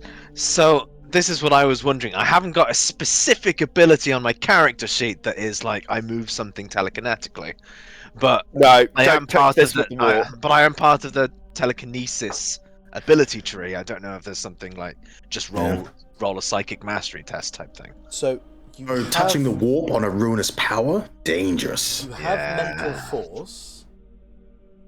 I do, yes. You can't like Which I gently guess would. maneuver, but you could, Yeah, but I could push it effectively. Yeah. You have that ability, but with a 4, Sister Argenta is able to shove this gladius into the body of Futah and is able to maneuver the body in such a way that drags the headless corpse onto the paper and pulls it to the center of the room where it is no longer next to other kindred. Thank you.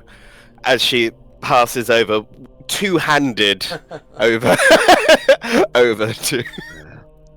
I'm wondering if Puts the other knife thing. back in the- I'm wondering if the other thing I could have done was like smite. It's already But done. again, yeah, but it's already done. Yeah. Yes. Pulls out the flamer. I guess it's time to go now, and then hopefully doesn't complicate and blow the whole room up. Roll to I attack s- Futah, seeing as the paper is now pretty much underneath him. Cool.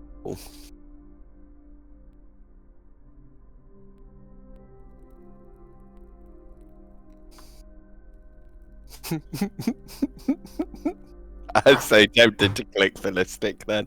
What's the DN? What's the DN? DN1. Okay. Yeah. You easily Nice. Oh, you can shift. I'm shifting. For what? I'm shifting. Ruinous powers, dude. Better result. Make sure it doesn't spread or something. Yeah. Okay. I want it to be as contained a fire as possible, where it's just the thing.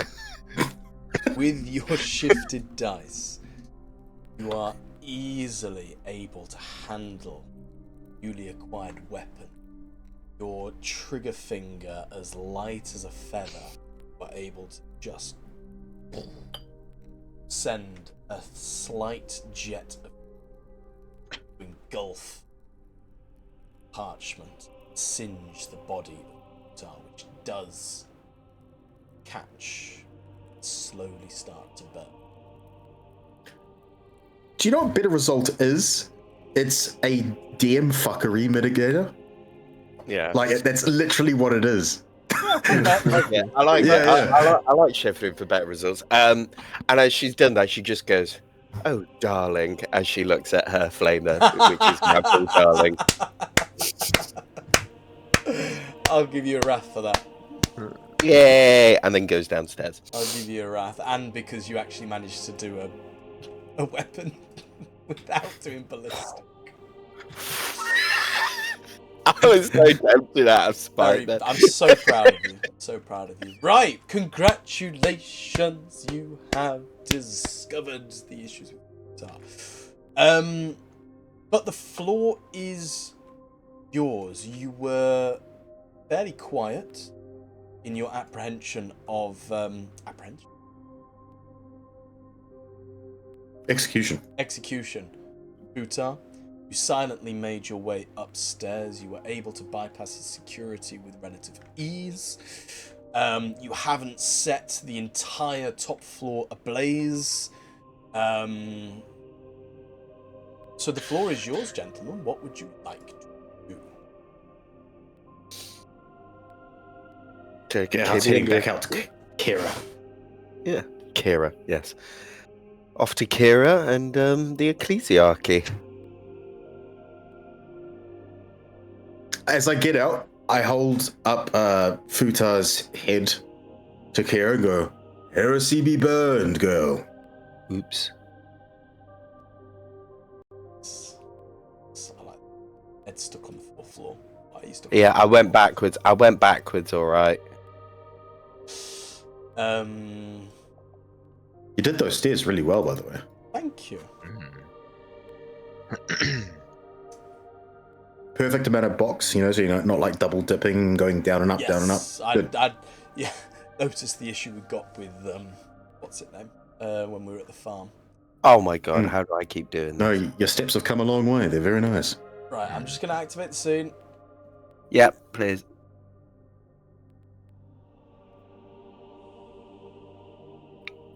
Boom.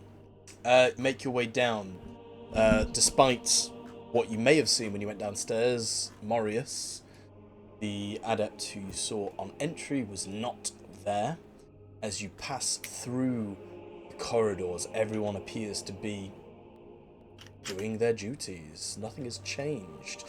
As you get to the bottom floor, you see mindless drones tapping away at their cogitators. Step outside into the fresh air, the sun flying high in the sky, and you present the severed head of Futah to Kira.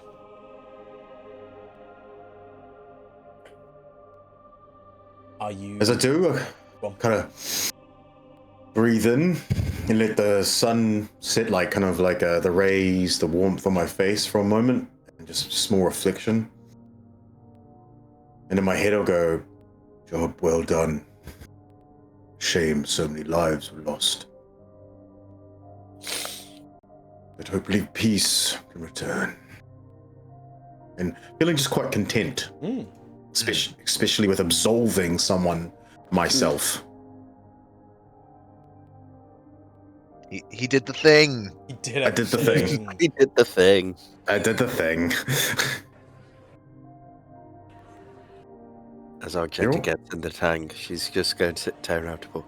I guarantee you they will not know until someone tells them that he's dead. It's at least a week. I was tempted to let one of them know they had some more paperwork to fill out, but I suppose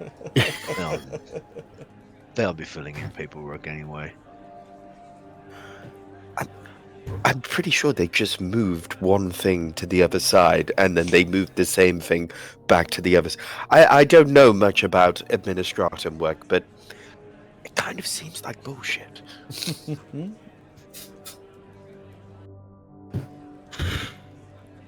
Busy work stops people from thinking.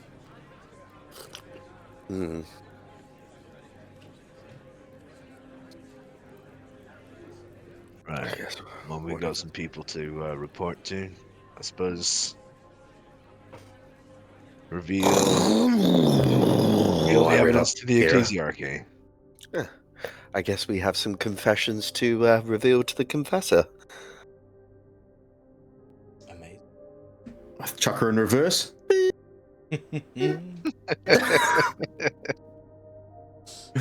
Fantastic.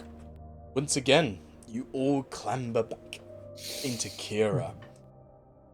Of her engine. It's becoming a sweet sound to you now.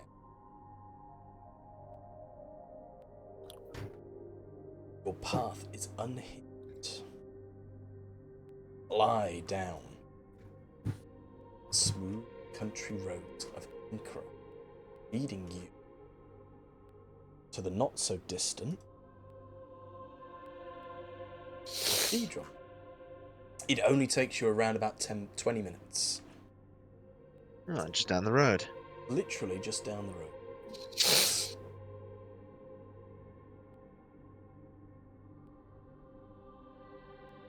Go. As you make your way to be doing things.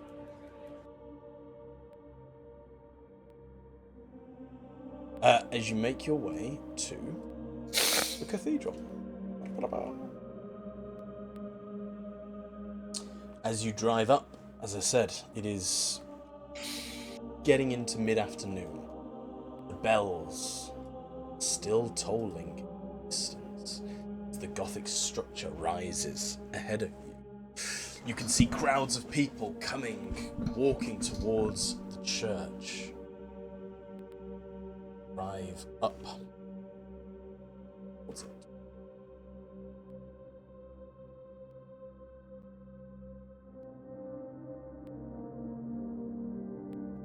Outside the church, you see some of the adepts speaking to the people, saying, come in, all are welcome, yes, come, praise the Lord of Dawn with us, yes, come on, come in, it's a packed congregation today, but you'll find some space somewhere, everyone, come on.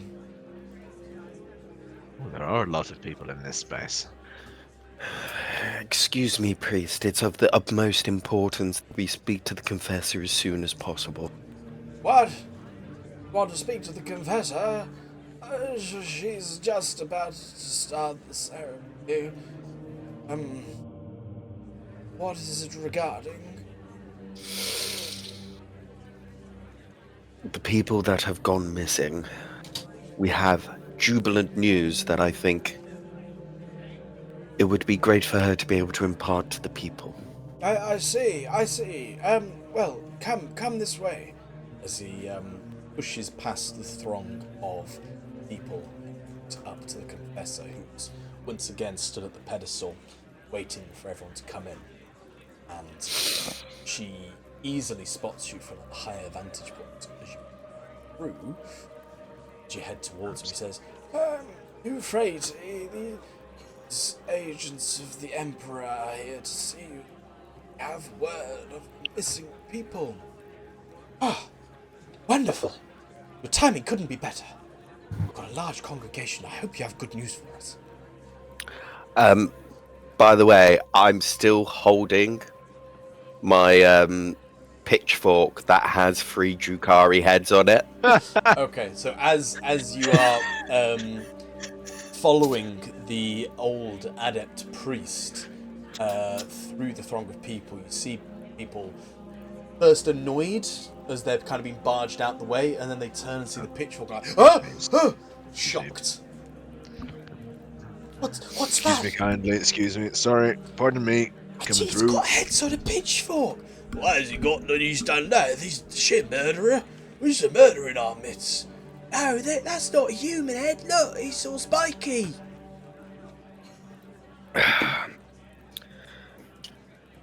Confessor, we have jubilant news. Absolution has been dealt to the planet of Ostia. As you can see here, we found the culprits of the missing people. Vile Xenos were taking them, and she pulls out her data slate. However, there is also sadder news to impart. Futah was lying to us. There was much more than just the paltry 10 or so people who went missing. She passes over her data slate and opens up the file with all the names. These are all the Go on.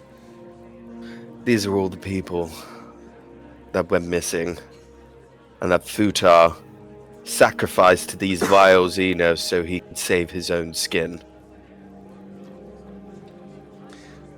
She takes the proffered data slate, looking at you quizzically, starts reading through all the files on display, clearly showing all the signature marks of Futah, timestamps, the electronic notes that would clearly define it as his work. And she says, "Oh, by the Emperor! He's consorted with this Xenos scam! He was in league with them. He was protecting them. Is this what you're telling me?" Yes, and most importantly, as she leans over to her to whisper into her ear, "You must inform the Inquisition. There were signs of the ruinous powers. I dealt with it and burnt it as soon as I saw it, but it must be known. But, in good news, it wasn't the Mechanicum that was at fault. It was this foul Futah who decided to pitch you against each other. The Mechanicum, in fact, as we've been working with them, have been repairing many of the members of this community. Those who were actually dismembered and disfigured by these foul Xenos and Futah's work. They're actually helping them get back to toil in the name of our Lord, Holy Emperor." They've even gone so far as to agreeing to not serveritize as often and to save what they can, whom they can, with what they can before doing so. This is wonderful news. But that fracking idiot, can't believe he colluded with Xenos. He's the reason behind all this. He was the bastard who told us not to go to the ruins. I should have known something was up. You've done us a great service, a great deed. You are truly heroes of Ancra. Would you please speak to the people? They will need to hear this. Will want to hear this. As she steps down off as she looks to you for a response. I would say these words would be best come from you. What is she called? Euphrates. Confessor Euphrates. I feel these words would be best come from your lips, Confessor. These people trust you. These people love you. We are but strangers. They do trust you in your word, and what you say, they will follow. We bring the news, but you are the shepherd to this flock. We do have his head as well, although perhaps we do not need to sow too much discord. Oh, and of course, Futah is dead. I took his head myself.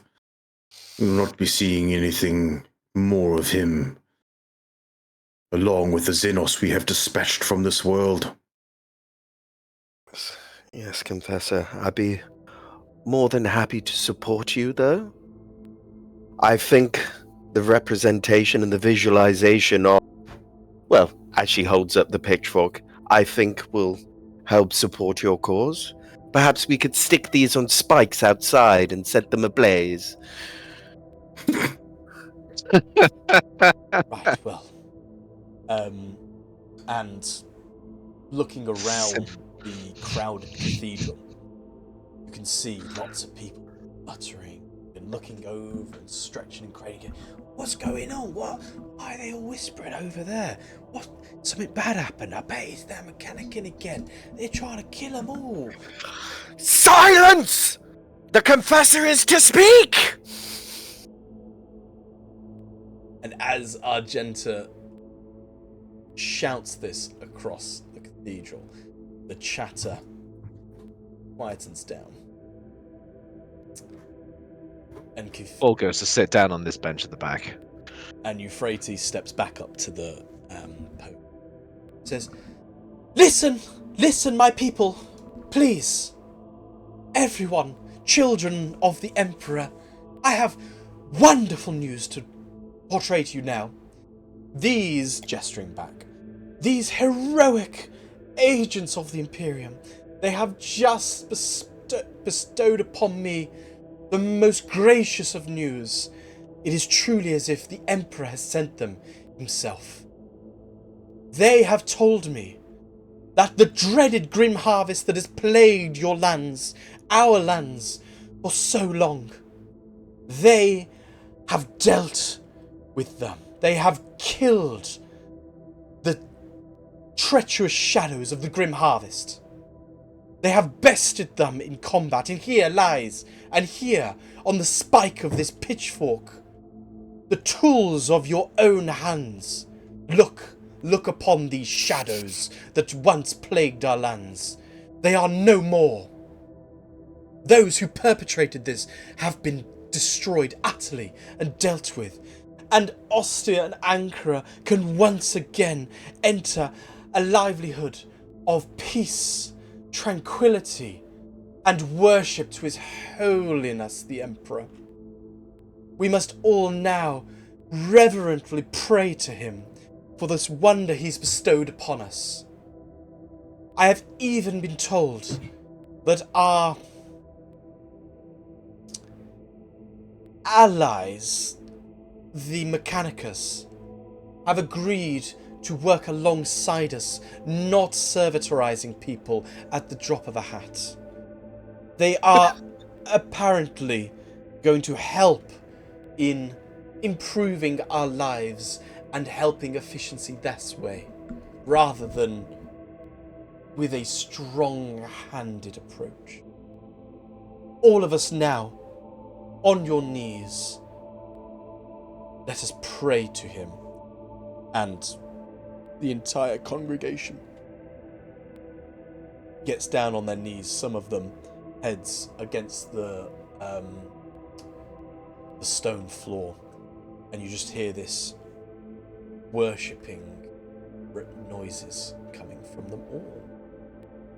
As she turns around to you and quietly says, "Cannot thank you enough, heroes of Ancra. Have truly done us wonderful service.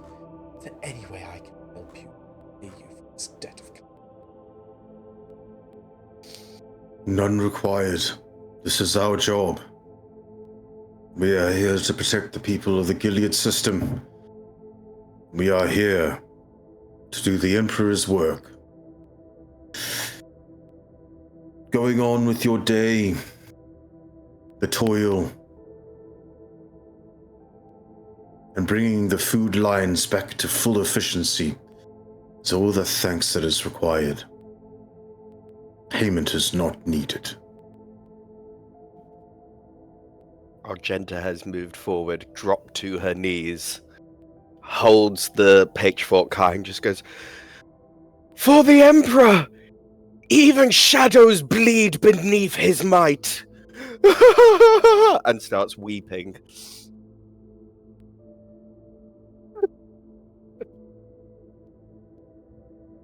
The most devout of us all.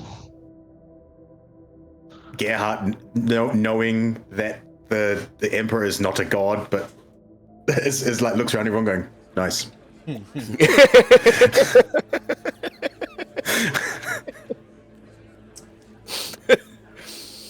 As the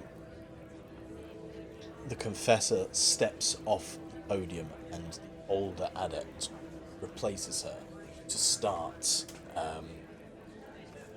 reciting off various litanies and prayers to God Emperor, she beckons you all in close to follow her back to her chamber.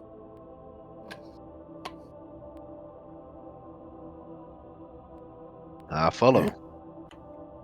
I also follow. As you all enter the room, she quietly shuts the door. Shoots us. Yeah. As the What a mark twist. as the mark of heresy just appears all over her body. Yeah, I'm gonna move you, struggler. Yeah. Sorry. As you all enter the room, she quietly shuts the door. She says, "I may not have anything, but perhaps I could impress upon you a favor, as you are clearly devout worshippers of his holy.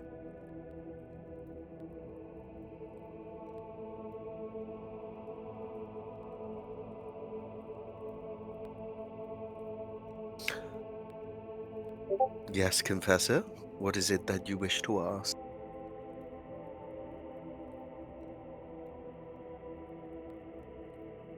I have had reports from people within the Ecclesiarchy. A Eramar Clade. He has beseeched me, but up until now, to speak to him, he has told me there are rumors of heresy at Hephaestus's rest. This is nothing I can do. Have the fervent belief. I cannot wield a great chainsaw, shoot, but this is perhaps something someone of such fervent faith help us with. Is Canoness Juliana not aware of this? I am not aware. I am not aware if Eramar has spoken to us. I would have thought it's the first place they would go, but as I say, they are only rumors. Perhaps they do not want to cause a fuss or a scene. Heresy, you say? I've never known Eramar to exaggerate. Never had a request from her like this before. It is troublesome. I would have reported it up to my superiors, but with everything that's been going on in Ancra, it's taken a lot of time. It's potentially a golden opportunity to help. Did you say on Enoch? Yes. It is Hephaestus's rest, which is on. Is it pronounced Enoch or Enoch? I don't know. I think it's Enoch. Enoch. Was there something? There's something that Mechanicus said to do off-world as well. Is this two different missions? Yeah, we've got You- two different you- missions to choose between. You have generated enough stuff that I'm happy to give you player authority. Fuck! Yeah, we got to choose. Well, any sign of heresy, it is my mission to follow. It is my creed, and I will stamp it out wherever I find it. The machinations of the Mechanicum, whichever you two wish to decide, you. But if I hear heresy of any kind, of any nature, I will follow, and I will destroy. What was the mission from Mechanicus? We don't know the details of the mission from the other guy. We just know that we've been summoned. I'm just looking for the notes on that one. Summoned to whom? Archdomina Ancra Vakul. Oh, that was my 7 sessions lost notes. Yeah, so they are the big, I think, I come to understand, Mechanicus leader of the Gilead system, based on the Forge world of Acris. Yeah, you would know that an Archdominus is like one of the highest ranks within the Mechanicum. Yeah, it's not the highest, but it's certainly like saying Lord or Duke or Yeah, Archdominus? Archdomina. So essentially, the only thing above an Archdominus would be a Magos, which is like the top. Yeah. So that's on the world of Avacris, which is a Forge world, and what we've just been told is a rumor of heresy on Enoch. Which is a shrine world by the look of it. I say to Euphrates, we have been summoned, or at least myself, by Archdominus himself for a mission. It can only be one place at a time, obviously. But any information you can give, once I'm done, if there is heresy, it will be purged, as it has been done today. I guess we'll be parting ways then, Lord Gerhardt. You do not wish to follow? No. I hear heresy. I must destroy it. There is no waiting, there is no patience. Heresy does not wait, and neither does my fervor or faith.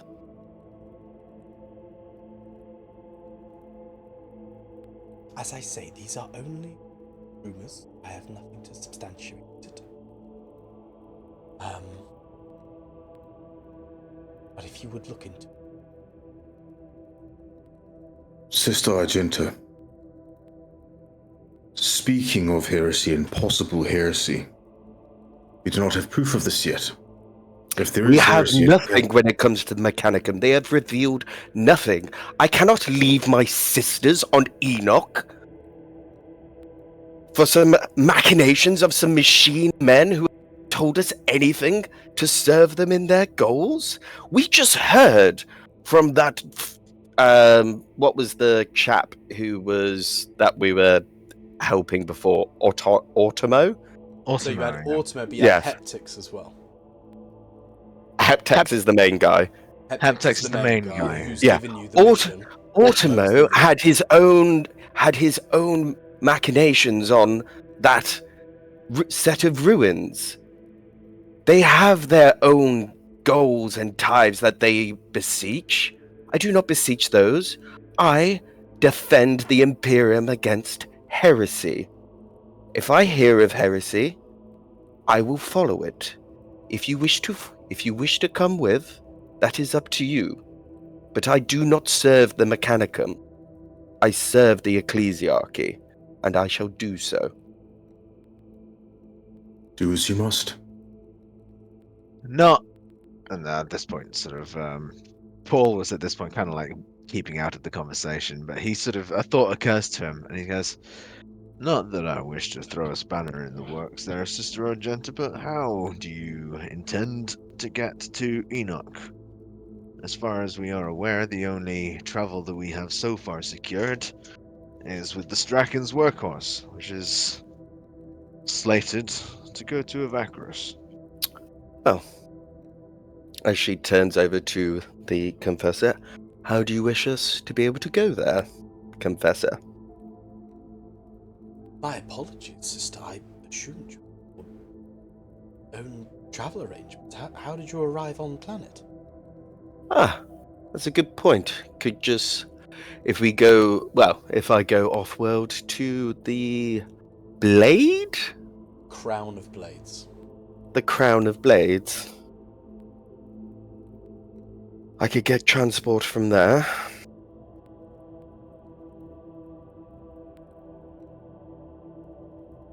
But yes. We promised nothing to the Mechanicus as of yet, only that we would look into it in Heptex's name. There was no mandate for time, there was no deadline, there was no immediate need, just that a need was present. But the fact that the order came from on high lends its credence. On high Good amongst the report. Mechanicum.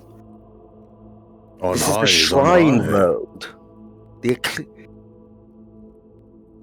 This is where my sisters are. The Sisters Hospitaller are based on Enoch. But you're basing going to a new planet off the talk of heresy. And you're There is- basing off the words of some machine man. Of rumors also. You know nothing of the mission of you to go there. How do you speak with such certainty? The only certainty that I have is in my faith, and my faith tells me to destroy heresy. Because of the position it's coming from. This is a duke. A duke does not ask one of the Imperium to do something if it is not an important task. This is not coming from a common foot soldier, sister. This is coming from a duke, regardless of whether it is man or machine. It is still part of the Imperium and still a cog of the wheel. Something you should remember. That's an Archdominus. That's part of the Mechanicum. I do not serve the Mechanicum. That would be like an Archdominus telling a chapter master what to do with his men. That would never... That has no stay within this. I serve the Imperium in totality. Yes, as do I. Sister, Like do I you said. not trust in the capabilities of your sisters? Would they not be able to handle this rumor until it becomes substantiated? Well, do you not trust in the Mechanicum? This is a forge world. This is a world where they have as much resources than any other world. I know nothing of this mission with Mechanicum, none whatsoever.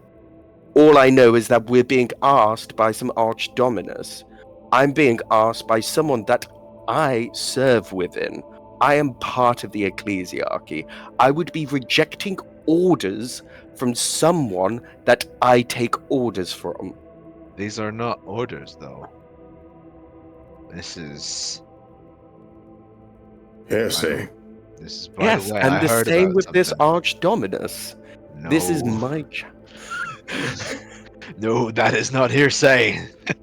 That is a high standing order. They requested us. There was no order. Hang on, what did I write it down as? It was a... Give me a second, I do have it written down. Shit. Right. Yeah, a high-standing order. Clandestine. Yeah, it was a high-standing order requesting our presence for a mission.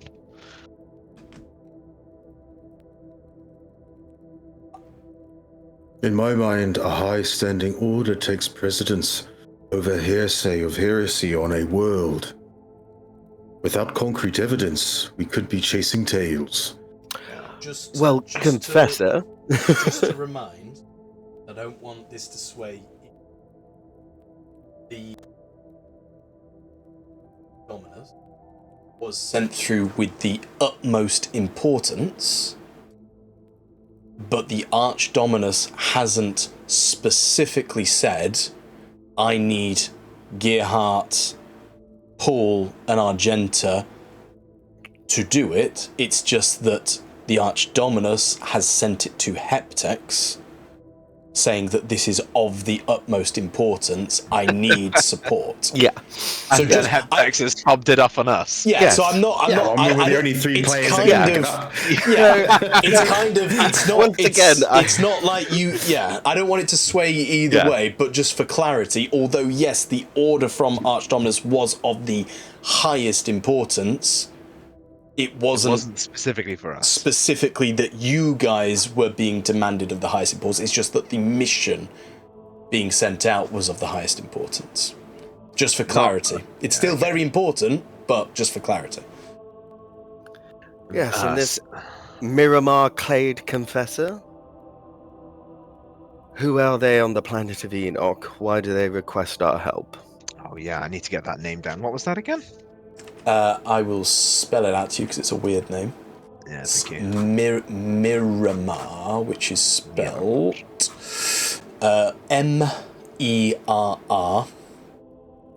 M-E-R-R-A-M-A-R, Miramar, Clade, K-L-A-D-E, Miramar Clade.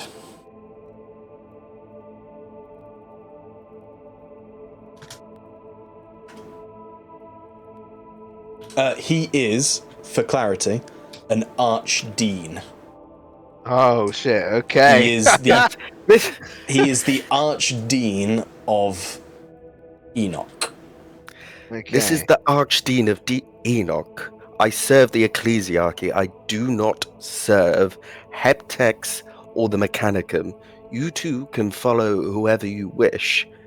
but I serve the Ecclesiarchy, and I have no ideas of the clandestine mission of which this Archdominus wants us to do.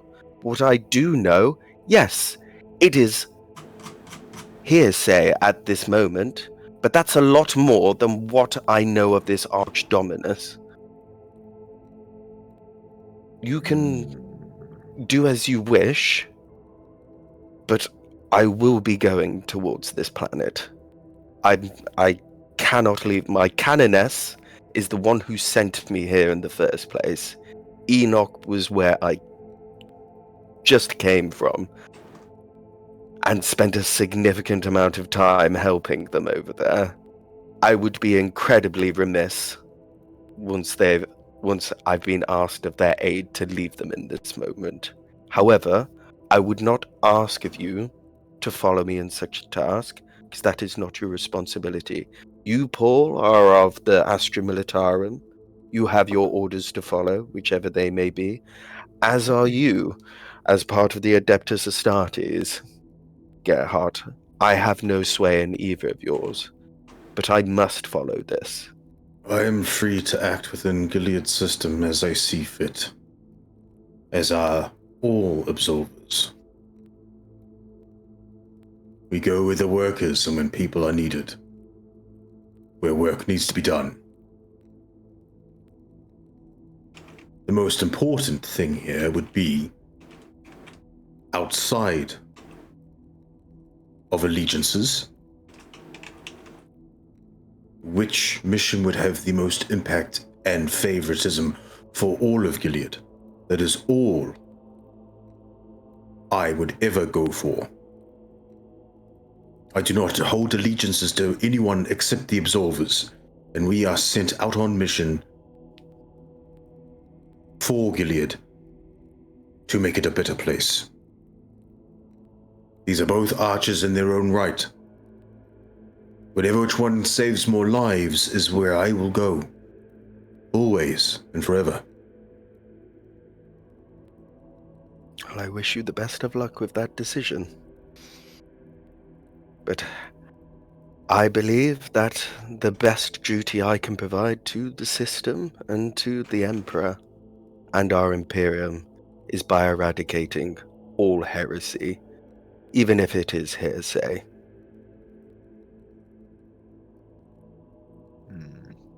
Oh, man. You've really thrown a spanner in the works there, Tom, when you mentioned this person was also an archdeacon. Archdeacon, sorry, Archdeacon. The archdeacon. Yeah. I just found him in the.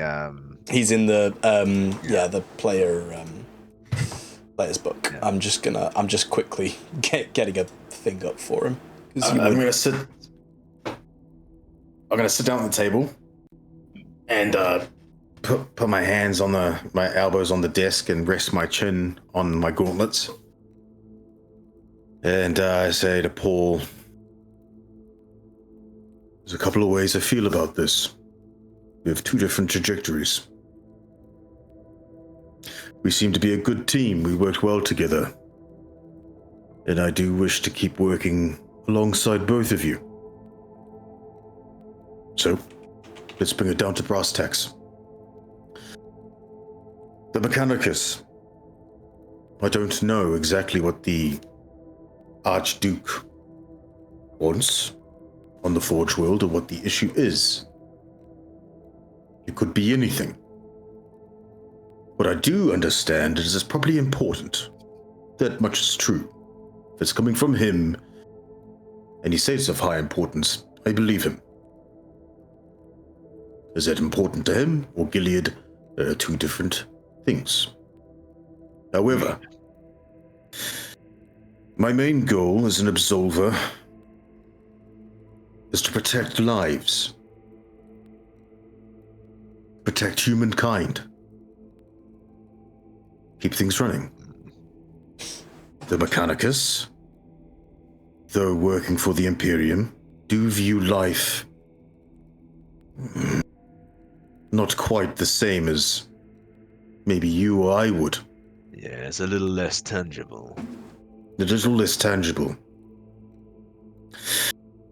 However, when it comes to this mission for notes, because names are weird here. Vakul. Yeah, names are weird. So Meramor you got Maramir Vakul Clade. and Clade, yeah. Yeah. Though for Maramir Clade, if there's heresy, then there is possibly a direct link to the heresy we've seen today. Could be more Xenos. Yeah, Could be the another thought crossed portal. my mind. So, in saying that, if I had to, with very limited knowledge, to what would affect the people of the Gilead system, possibly Miramir Cade mission would save more lives, for the Mechanicus aren't quite into the life-saving in the same way as what we would achieve, or what most people would desire. What do you think? Here's where I'm at. I agree with your assessment with the Mechanicus and how they value lives differently. I would argue we know just about the same one way or t'other with regards to the Archdominus and the Archdeacon. Yep. The thing that is swaying me currently is the conviction of Argenta. I would prefer to keep us together, but also intention of threat. I do not know what the threat to the Mechanicus are. However, I do know heresy tends to result in a direct threat to lives if it is real. As we have seen over these last few days. Yeah. Heresy has intention. A vile, malicious, corrupting intention. Machines, less so. Efficiency tends to be their goal. While the Forge world may be concerned with the production of nearly everything in the Gilead system, I fear it would be another task in efficiency gains.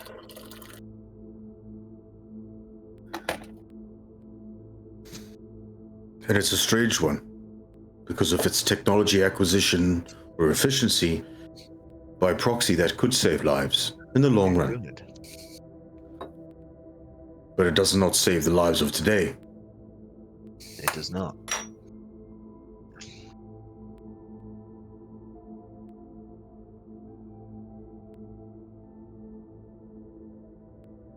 I think... Oh, yeah. I will possibly say that whatever efficiency losses or gains that the Mechanicus intend to try and solve with our presence will remain should we choose to chase heresy first. Whereas the immediate threat to life has immediate consequences were we not to answer the call. On our first day here, I made a rash decision. Out of anger and duty. And a lot of people died for it. Imperium lives.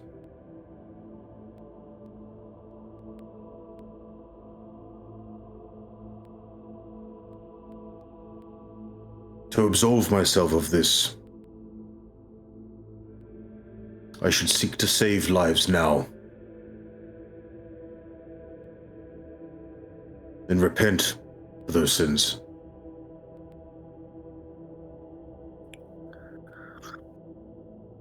Magenta. Yes, my lord. You will have my aid.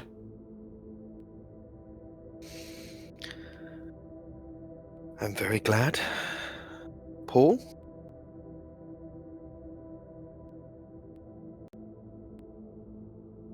The two of you have garnered my respect. And I find myself in a situation that few people tend to tolerate the presence of those such as I. And I certainly owe a lot of my livelihood to the two of you. I will also come and see what these rumors of heresy are. Although, sister, if your sisters are anything like you when we first met, I would appreciate if you would try to put in a good word for me before we meet them. I must beseech you, Paul. Do keep yourself in refrain when you're around other sisters. We do very much see your use, especially today. I'm just... Some of them can be not quite so forgiving if there are outbursts, so... Less forgiving. Alright, well, now I see it. Now I at least see where the yard post is.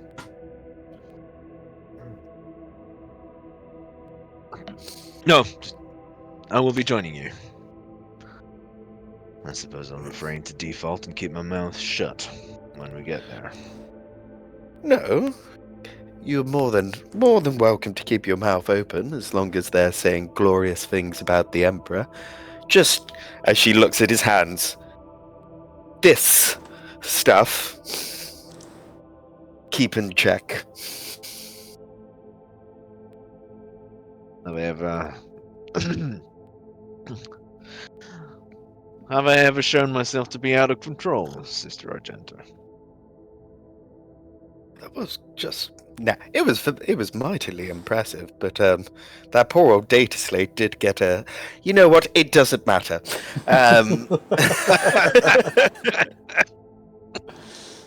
I will make sure to put in a good word for you, though, Paul. You certainly have opened my eyes to why your kind are used amongst the Inquisition. If anything, I think you're very misplaced in the Militarum. You would be perfect as a interrogator. Or a chef. Or what did he call it? A chef. You could control multiple pans. My talents would be wasted indeed. Well, I'm so glad you've decided to help us. The Archdeacon will be so happy to hear. I will send him through my report as soon as possible. I'll obviously give you high recommendations based on all the hard work you've done in Ostia and especially in Ancra. And I will let him know, but in terms of getting off-world and onto Enoch itself, well, I perhaps have a chat with the Militarum, or if you know any of the Mechanicum who can help you with those sorts of things. It's... For me to requisition it, it'll take some time. No, we can report back to... Oh, fuck, what was her name? Was she a commissar? Commissar Stefana. Helza. Stephanos? Stephanos Yes. Helza. Commissar Helza Stephanos. Yeah, I've written it down somewhere. Yes, Yeah, Helza Stefanov. That's the one. Yeah.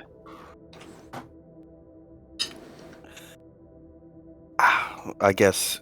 Oh, we can just get a shuttle up. Yeah, we just discussed this, right? Yes, we can just get a shuttle up back. Get back in our shuttle towards... Oh, fuck. There's something of blades. Crown of Blades. Crown of Blades.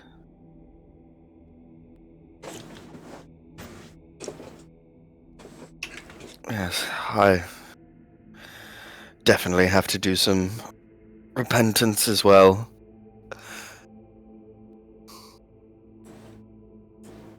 Well, This could be the first step. Working for the people. obviously I cannot condone your actions on your first day here, but, well, you have certainly saved countless lives in the Gilead system by ending the Grim Harvest, so the ends justify the means in the end. Now,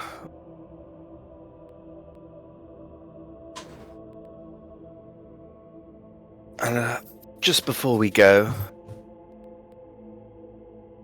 can we stick these vile heads on something and give a little pyre for the people to reverence around? Yes, of course. We'll make a grand show of it. Everyone needs to know about the heroes who've ended the Grim Harvest. We will start a new age of enlightenment in Ancra, not fearing these ancient myths, but praising the heroes of the Emperor of Mankind himself. Yes, I can see it now, as she goes to take the pitchfork and the heads off you. And you must inform the Inquisition of this one in particular. Gerhard, the box. Oh shit. Futah's head. The heretical one. The colluder. The one elite in league with the Xenos scum. So the head in the box was the message to Futah, unless you've put his head in a different box? Oh, no, Or in sorry. the same box. Or the head with the runes and also Futah. Okay. I show both. I got many heads. I get confused. Yeah, you got a lot of heads. So as you pass her Futah's head, she kind of grimaces at it, seeing the decapitated head of someone you know is always damaging. I recommend that you disinfect this one. As she kind of, yes, well, quite. The people who side themselves with Xenos scum, they deserve no less. And she takes the profit box and says, I see. Right, this is the head you found in where he lived. What are these markings on the forehead? We do not know. I do not speak or read the symbology. Well, I will include it in my report to the Inquisition, and we will ensure that the right things are done. Futah seemed to suggest it was a message. Although perhaps the entire head assembly symbolized the message. It is unclear. Right, well, thank you. We'll ensure to pass this round and enlighten the people of Ancra. You have done me a great service. Now go. I have a lot of paperwork to do, and I fear that the administratum might be hampered until a replacement can be found.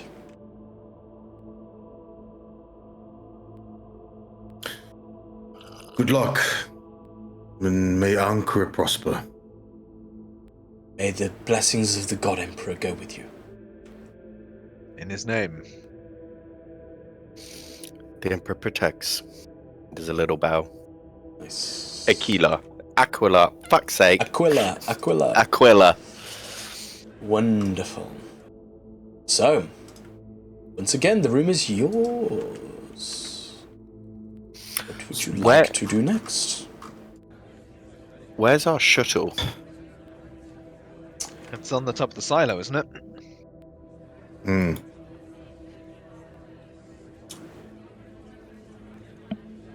You were dropped off at the top of the silo. Oh. You still How have do we Colonel count? Billness's. Yeah.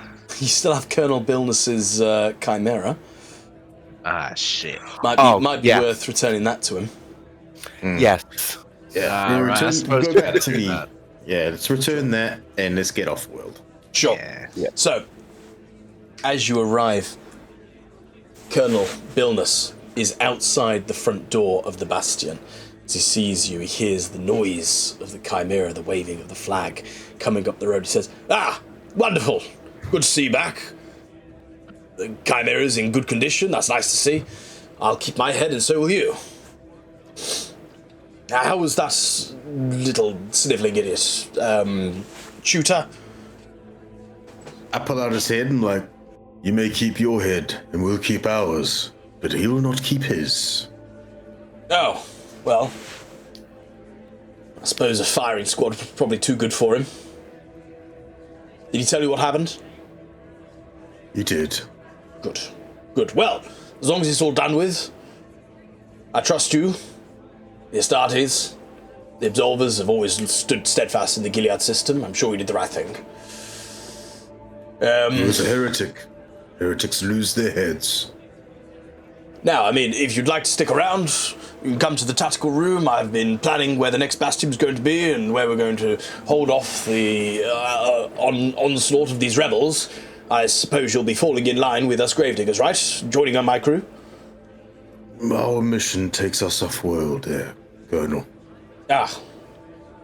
Yes.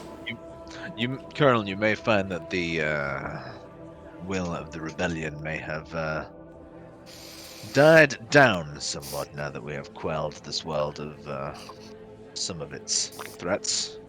I see. But I suppose I will leave you ultimately to the tactical decisions. Well, we'll see how the tactical reports come through. Darling, you'll get those paperwork to me? No, I know it's not actual paper. The date slates will be fine. Yes, thank you. Well, where are you off to next? I assume you'll be reporting this into the commissar. She'll be interested to hear your report. Enoch is our next port of call. Ah, As it Enoch. were. A troublesome planet. In the middle of a civil war of sorts. Personally, I thought I was going to get deployed there. But it seems that my superiors thought Ostia was the best choice. Anyway, if there's anything I can do to help, I still have a bit of sway within the guard. Do you know how you're getting off-world? Any help with that regard would be much appreciated. No, still within my power. I can requisition these things. Darling? Yes, send the report through. Yes. Bastion Polaris, yes. We'll get the Arvis lighter. I know the Valkyrie out here. Yes, I know. Go. Right. Don't worry. I love that we will never hear what Darling sounds like.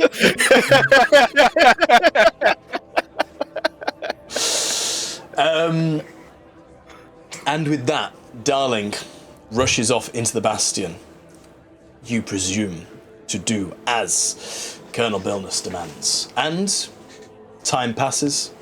You sit, you wait, you do whatever you want, but after a period of around about 4 hours, you hear the roar of jet engines as the Arvis lighter approaches and lands, allowing for easy clearance for you to enter.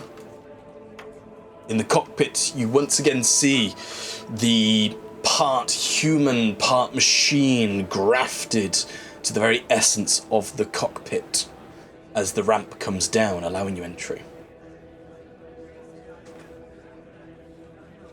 Get on board. Good luck, Colonel. Things should have died down by the time we've left. The rest of the fight is left to you. Good hunting, all of you. And with that, I'm going to try and do a thing. Oh, drum roll, please.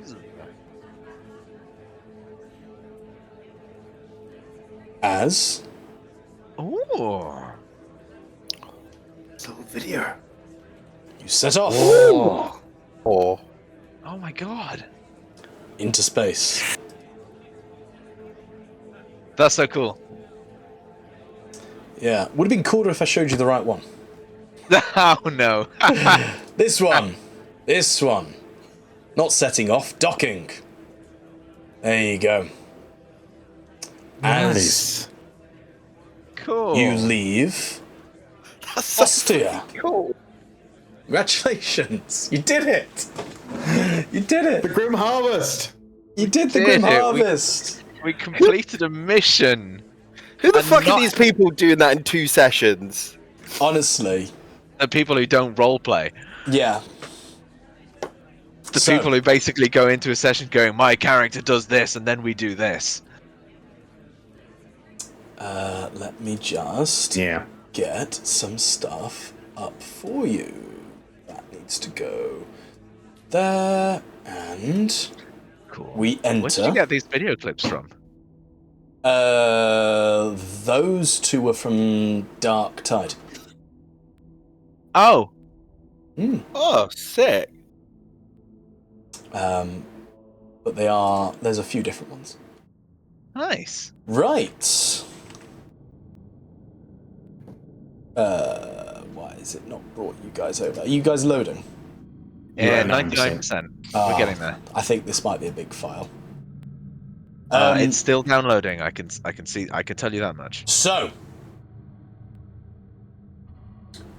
it looms before you in the void. Massive, ancient, and unmistakably imperial. Straken's Workhorse. A Carrack-class transport. A battered testament to the Imperium's creed of utility over beauty. Stretching over 3 kilometers in length. Its profile is a cathedral grafted to an industrial nightmare, with jutting spires, hull plating scarred from centuries of micrometeor impacts. Towers bristling with sensors, masts and ancient antennae. The Carrack's hull is a patchwork of burnished brass, corrosion-worn steel and black lacquer, where the Aquila gleams faintly under the void frost. The name Straken's Workhorse is emblazoned in foot-high Gothic script along the prow. Though much of the lettering is chipped and weathered, the results of millennia spent shrugging off debris, flak and time itself. Its silhouette is purposeful, if grotesque. A void ship whose function eclipses all concerns of form. The forward section is broad and slab-like, the cargo bays yawning open at times like cavernous maws to swallow freight, pilgrims, or the corpses of war zones. Along the underbelly, massive loading arms and docking cranes dangle, skeletal and utilitarian. Sections of the hull are lit by sodium yellow lumen strips, casting flickering illuminations onto balconies crowded with servitors and void hands that maintain the ship's ancient workings. If one of them is called R2D2, then so help me. You are welcome to do or say anything you wish, because travel is not instantaneous. So if there's anything you wanted to have said to each other on the journey, you will have plenty of time to bring it up. So I will give you that moment, should you wish.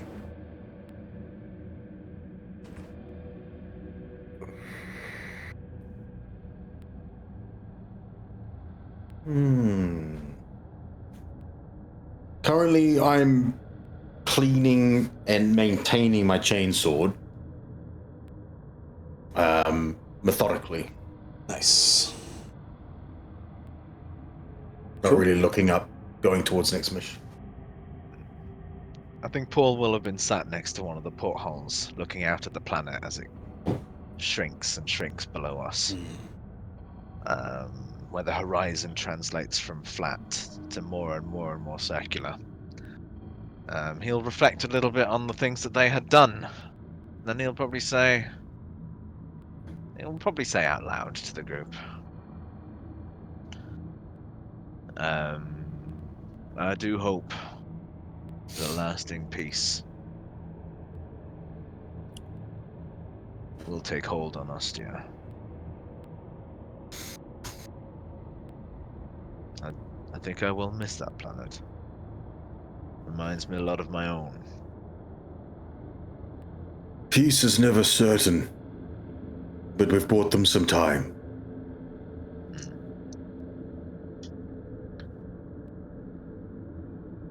I suppose you are right. As usual, Gerhardt. But at least for a generation or two, I do wish them peace. They will feed many mouths throughout the system. Supply lines back on. Our mission complete. It was a good day. Yeah, I reckon we did well there.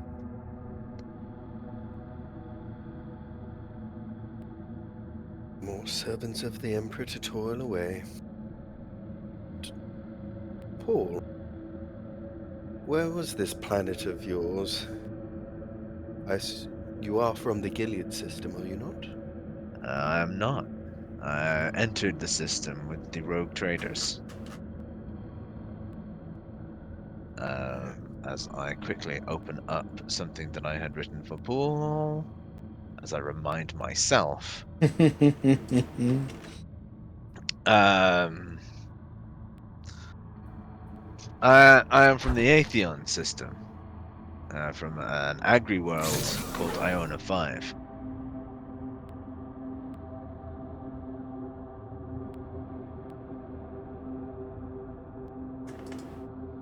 So you could say I had some form of kinship with this world. Although that was several lifetimes ago for me now. Do you ever wish to go back?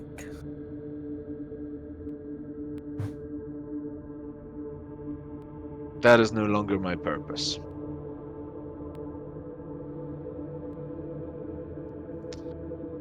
What I wish does not always mean. Hang on. How would he phrase that? My wishes are not always a luxury that I can afford to have for my own.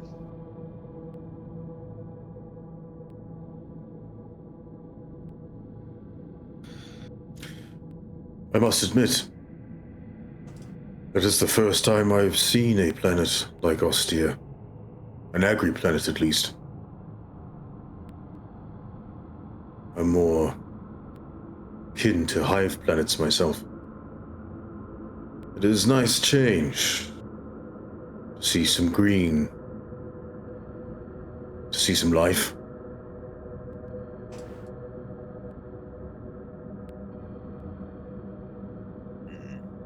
Yeah. It is refreshing.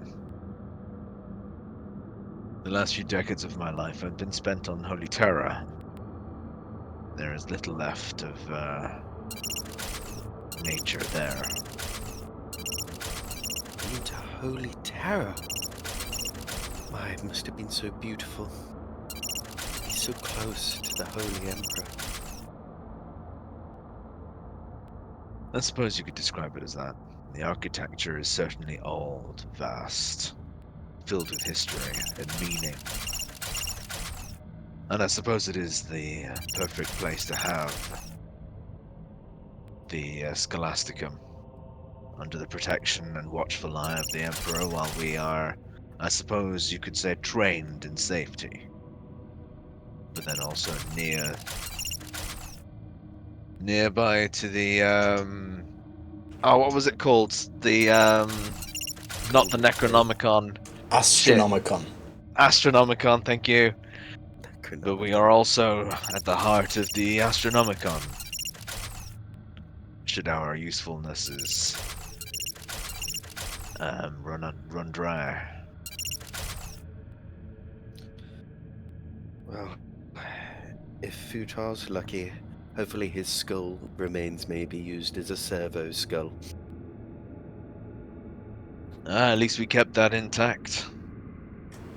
May he, in death, finally serve where his life did not.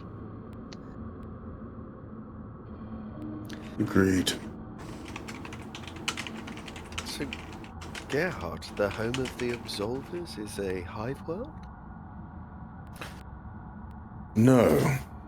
No, my home is... Well, it once was. The... Oh, I had this written down somewhere. The ship of the Absolvers is called... The Vow of Vengeance? The... Something of Vengeance?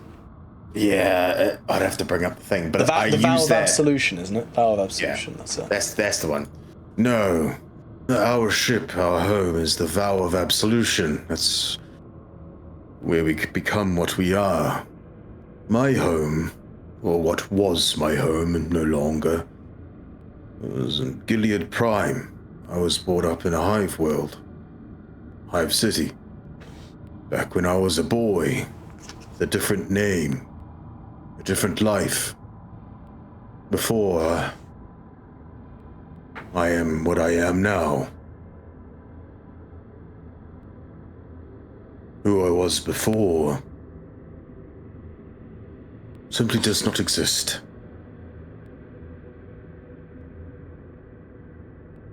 That boy came from Gilead Prime. It has been nearly 2 decades since I've been there again.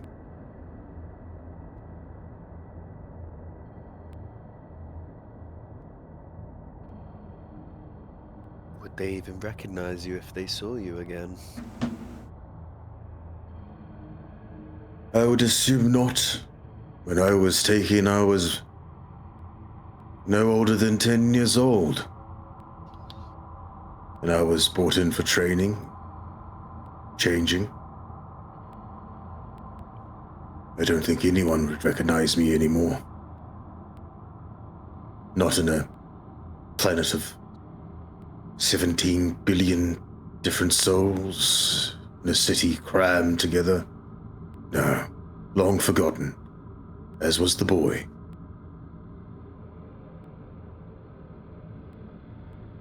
Well, hopefully the Gilead system will remember the man that you've become.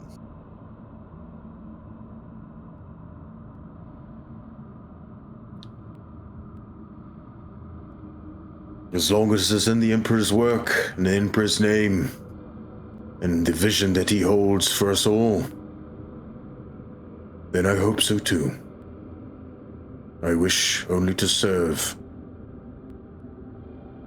and to be of use.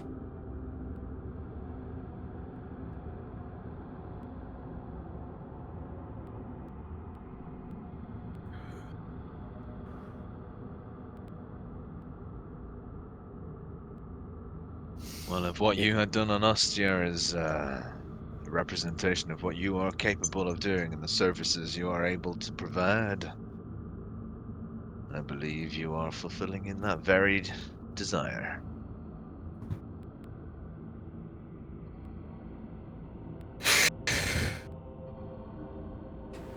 There is a lot of ask when becoming an Astartes. You are expected to do things. You're expected to do great things. The aspirant's trial to even become one is physically, mentally, and spiritually breaking into the shell of who we were cracks open. And the new being emerges. I scarcely remember my old name. In fact, I do not remember what I used to be called. But with that training, you're expected to work fervently and without pause. If my life, my blood is required for the duty of this system, then it will have it. But before that time, I have many more heads to take. of heresy and Xenos, and all those that would impose their will on the Imperium.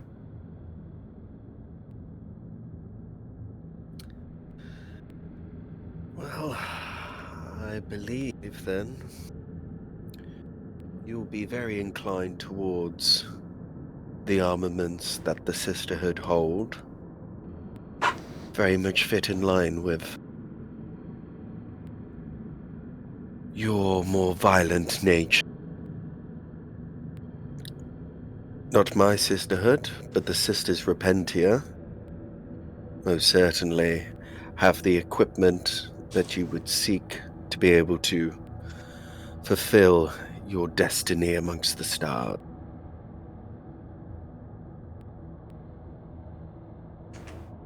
That would be beneficial. I long for my ascension. To become a full brother. To be one with a black carapace. And become a full-fledged space marine so that I may serve Gilead to a fuller purpose. If your sisters are able to aid, then I welcome their help. I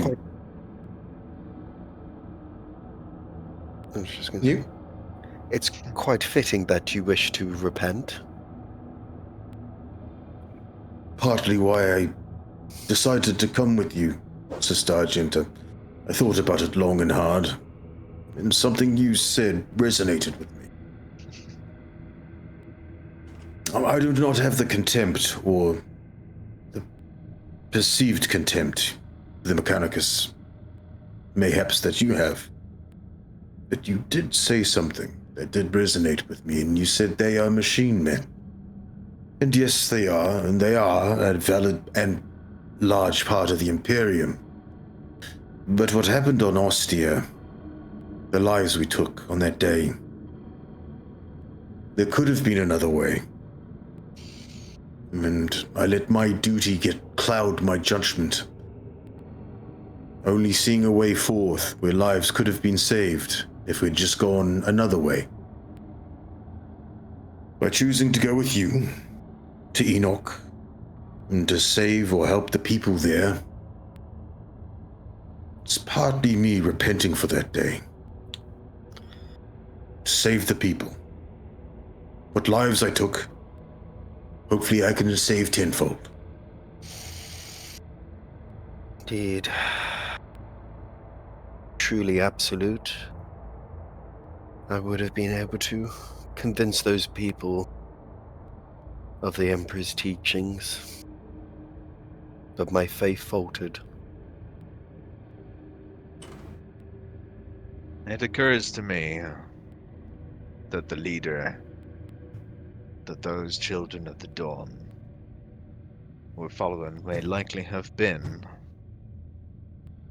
an avatar of Futah. He put them there. He essentially condemned them by instilling within them a lack of flexibility. Yes, I also reflected that inflexibility as well. As did I. But we live a new day to better ourselves, not just the system. And by doing so, we'll work step by step, purging heresy or Xenos alike, for a better day. For us. And the Gilead system.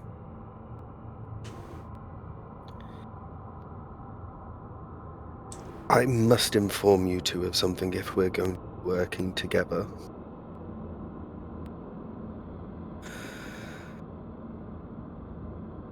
I am looking for signs of chaos.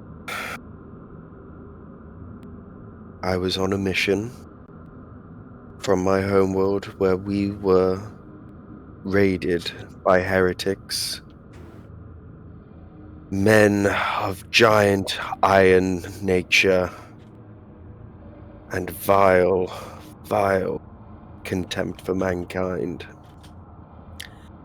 They stole a holy relic from my planetary on the home of Saint Celestine herself. My purpose for being in the Gilead system is to follow all signs of chaos, to find these people, and hopefully reclaim this relic that was lost. It is truly disturbing that on our first mission, we managed to see, and she closes her eyes for a second and just sees that horrific image once again.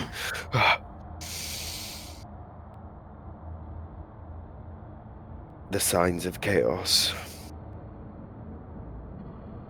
It seems me following into the system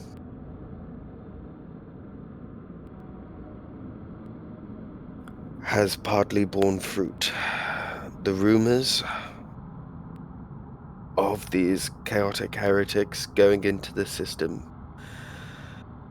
seem partly true. And I'm afraid, terrified, in fact, there may be much more signs of chaos.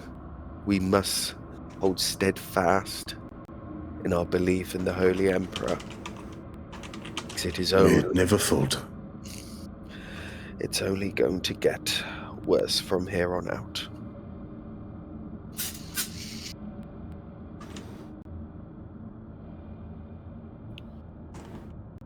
That's why they've sent us.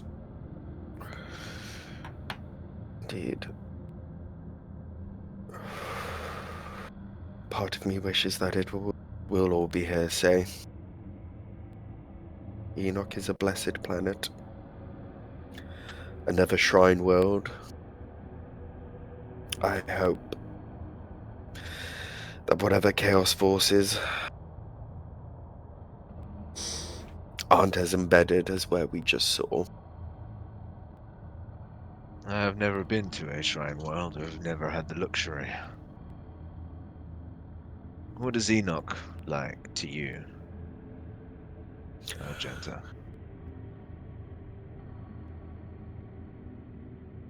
It is the home of the sororitas. It is a place of devout faith.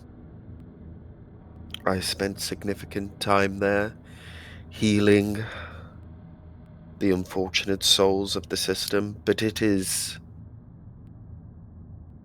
very fraught in this moment. With the Gilead system being separated from the rest of the Imperium, they are having a very tumultuous time trying to keep the faith and keep things together.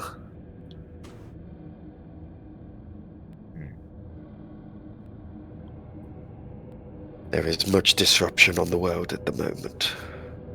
Even my time there, as brief as it was, there is a lot of fraught tension. Well, then it seems, rumors aside,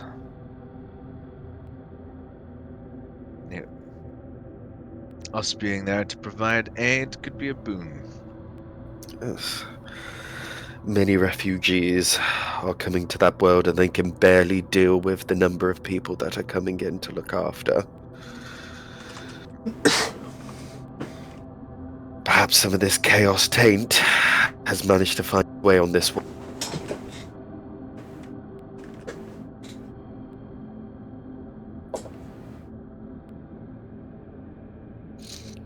With that, you feel the rumble of your Arvaslighter as it passes through the void shield and into the heart of the ship. It slowly descends onto the landing pad. The interior is no less intimidating, Gothic corridors stretch endlessly, choked with exposed piping, brass vents, and rust-streaked murals of the God Emperor himself in battles long faded, but ever watched by flickering cherubim servitors. The cargo bay smells of oil, incense, and the sweat of labouring servitors. The crew, tech priests, and the drones toil under the harsh clang of vox horns barking orders. You have now arrived on Straken's Workhorse.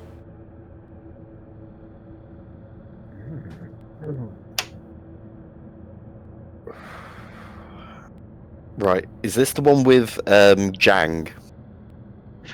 Zhang? Oh, Captain Zhang. Yes, you were aware of the history of this ship. You know that the captain is Captain Zhang Demetra, which is this lady.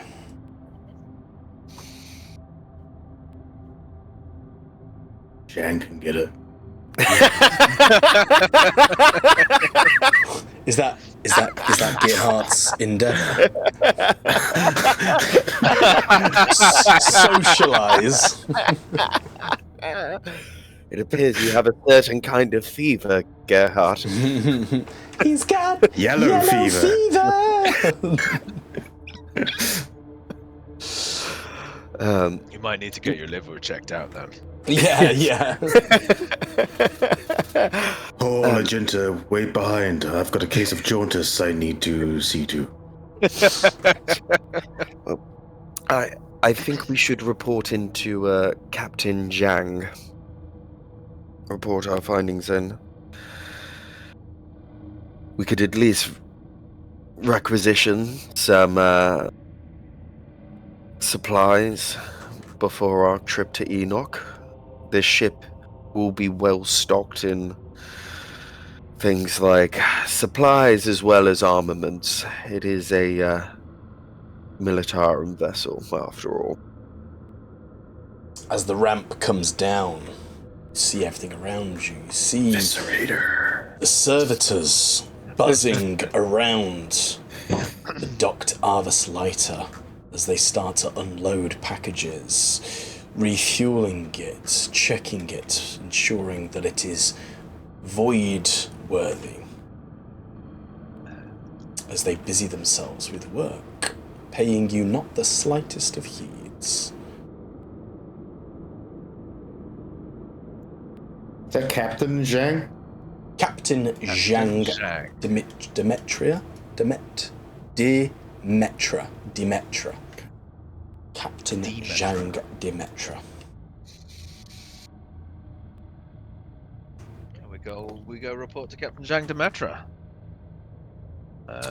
Is there any signposting saying which way that'd be? There Yeah, is I no go on. signposting. that seems counterintuitive to any ship that I've been on ever. So Gerhard, as you pass through the heavy doors, you come across another landing bay. This is clearly for the unloading of goods, and some of the large containers you recognize. You saw them in the silos on your first day.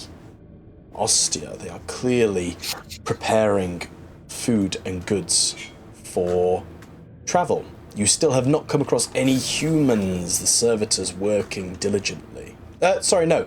There is one human down here. Ah! All right. You come across this fine gentleman who is busily pushing various goods around.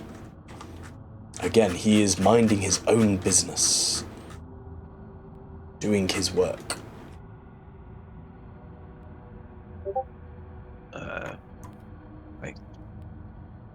Seeing if the other two react first, Paul's gonna go. If the other two react first, he's obviously going to let them. But in the absence of them approaching the guy,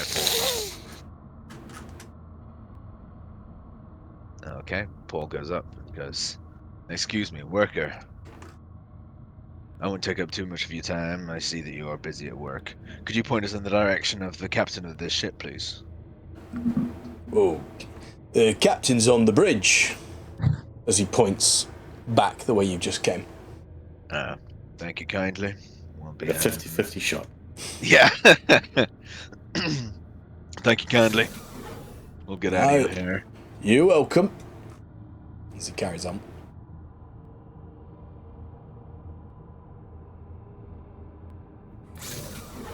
And then we walk back the other way. These doors sound so great. They are great. You step through into a new area. To your left, you can see what appears to be elevators.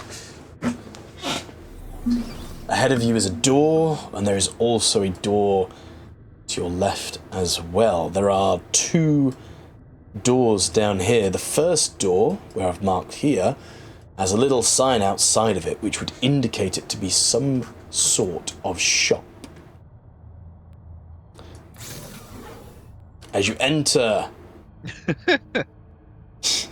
you see a heavily augmented human stood at the counter. It is surrounded by boxes, parcels, packages of all kinds. As you step up towards it, I don't like the way that he's putting that rubber glove on. Like he's about to inspect someone. Welcome. Can I help you? Yes, do you have weaponry? Advanced? We have the finest weaponry available to us by the Holy Department Munitorum. We have a mission in Enoch, in potential heresy, and I'm looking for something a little bit more punch. For one of those eviscerators, if you have them in stock. Any requisitions can be placed at the cogitator. Let me cogitate away. As he gestures to the strange-looking machine with various reels of data coming out of it. You see a screen that is heavily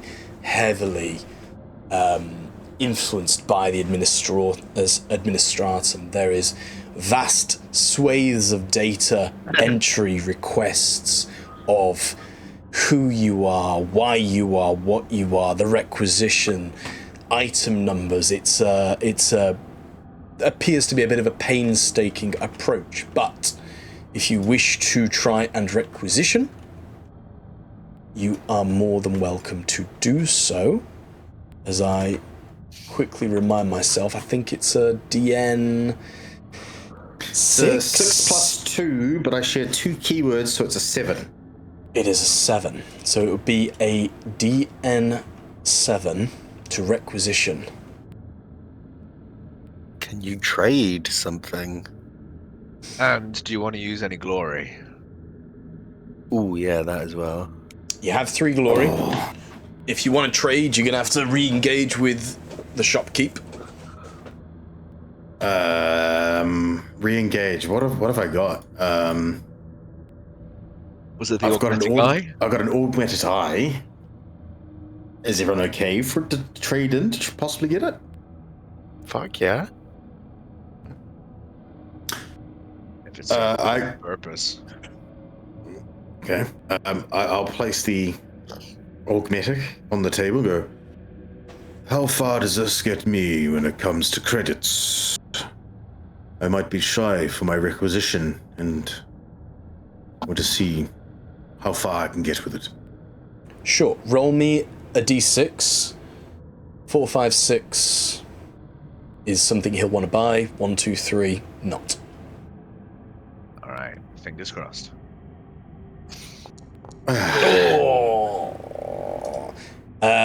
it looks over the augmetic eye. It's its Can I use own. wrath?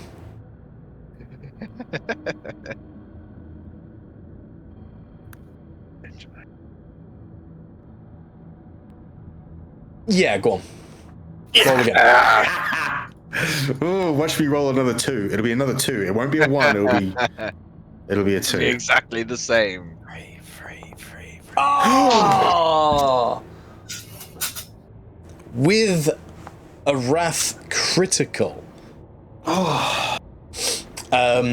The shopkeep, his augmetic eye, one of the mechadendrites lifts it off the table. It starts to scan it, focusing in specifically on the serial code engraved onto the back of the augmetic eye, and it says,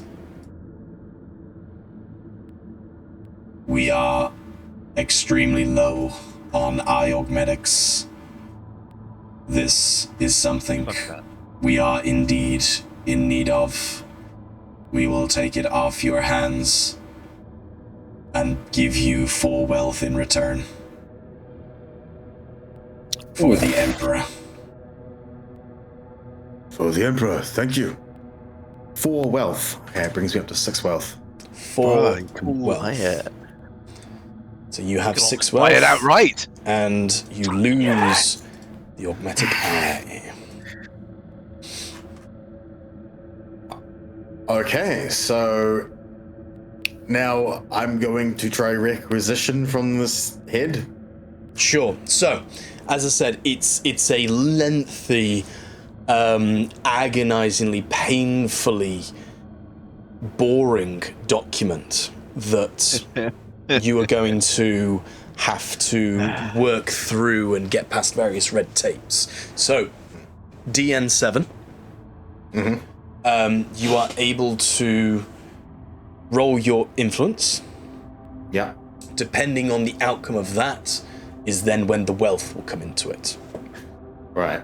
Okay. And if you spend the wealth and you don't get it, is the wealth just spent, or is it like, oh, I didn't get it, so like I still got my wealth because I'm not paying for it? So in this scenario, if you spend the wealth to achieve the 7, you're gonna get it. There's not a scenario where you wouldn't get it. I can't think right, of. so it's not rolled, right? You roll your influence, and then whatever you get from that will then determine how much more wealth you need to spend to get it, if that makes sense. Yeah. Okay. One wealth is 1 automatic success. Hey! Wow, that's a good roll. So, Right. That means you Gearhart, only need to spend 4 wealth. you Fucking A. with your 6 success, you are working through this. Excuse me. With your 3 icons, you're working through this document. It is mind-boggling. The information it's requesting is just beyond the comprehension of even one of the most intelligent creatures divined by the Emperor of Mankind. It's almost purposefully obtuse. The shopkeep sees you almost getting aggressive towards this machine. This is how I'm seeing it in my head canon. And he comes over to you and says, "Are you in need of assistance?" Yes, I'm trying to fucking resist a goddamn sword, and it keeps on putting out pages and pages of shit. Computer says no. He leans over your shoulder and his eyes scan over the document and the things that you have entered already, and he sees, what you're clearly trying to requisition. I see. This is a rare item that the Minotaurum are not likely to want to give to anyone. However, should you wish to pay for my services, I am happy to fill out the blanks.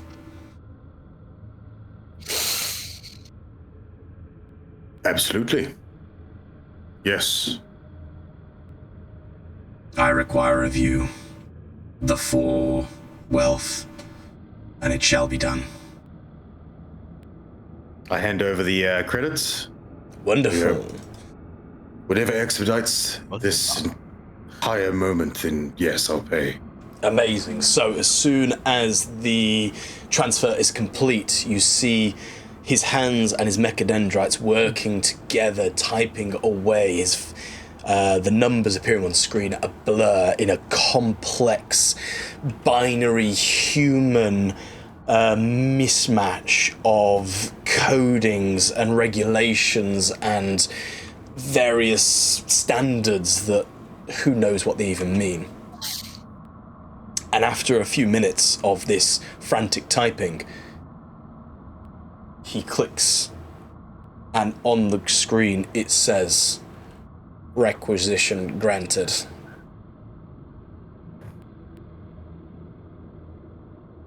Amazing. And we did that legitimately. We didn't cheat the system. Whoop whoop. It is done. The Munitorum have accepted the requisition. You should receive it within 15 Terran days. Come back and receive your bounty then. Oh. Thank you. For a while. I think I said it to Simon. I've probably not said it to the whole group, but in terms of travel, you will still be aboard the ship in 15 days. Oh yeah. It's not like you're gonna have you were to telling me. sit on the ship. Like you're probably going to be on the ship for like 30 days minimum. Oh, I mean, that's cool. Yes. It's gonna take us time to travel from one planet to another. It's Exactly. happening.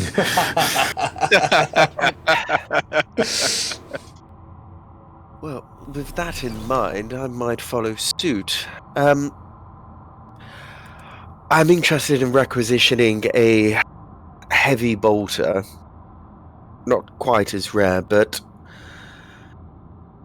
I do think I'm probably not going to have the exact funds for that, so I do have this enigmatic respirator. I imagine it has some use being able to breathe in space. But is this something that the Minotaurum would require? Sure, same again. Roll me the d6. 4, 5, 6. Yes. 3, 2, 1. No. Or Oh. can I roll the map? Yeah. Sure. I'll let Gerhard do it. I'll let you do it. Come on. With a 5, he looks over the device once again. His eye scanning through it, looking out for that barcode. He makes a strange tutting noise. This is an older model, not up to scratch of what we require on such a ship, but it is always useful in times of need. I will take it from you for 2 wealth, should you wish. I humbly accept. Thank you very much.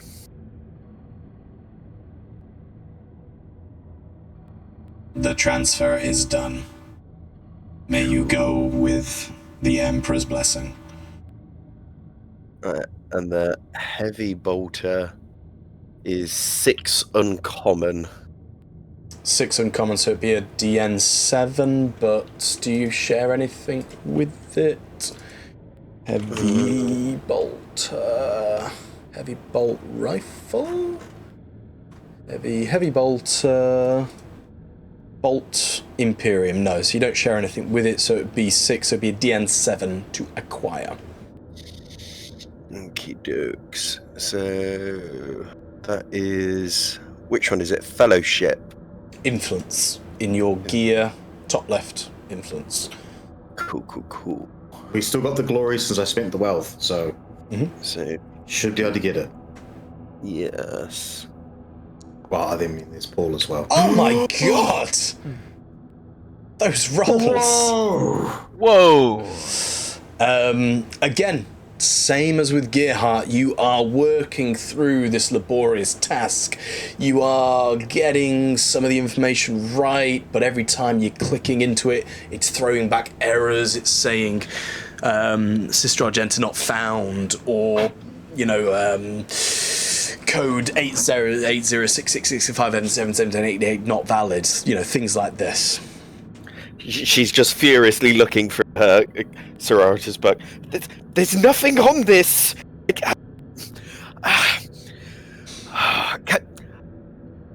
Can I just pay you to do this? You see this this thing kind of just makes this like kind of like that noise that Simon just did as it just comes out of his mouth, and it goes, I will do this for you. It will cost 3 wealth. I accept. Once again, once the transfer is made, a blur of fingers and typing, and on the screen you see the coveted words, requisition granted.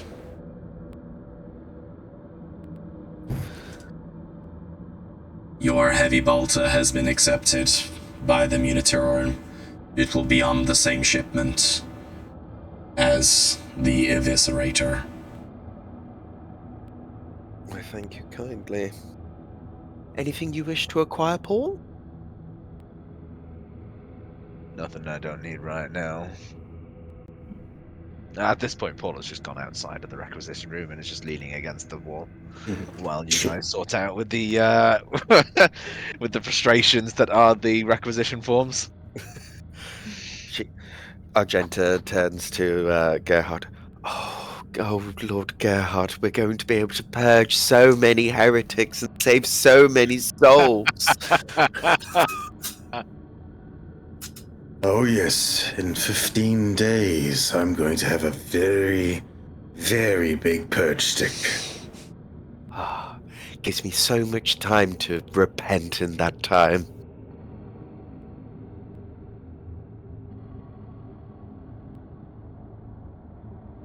Yeah. Big smile on Gerhard's face.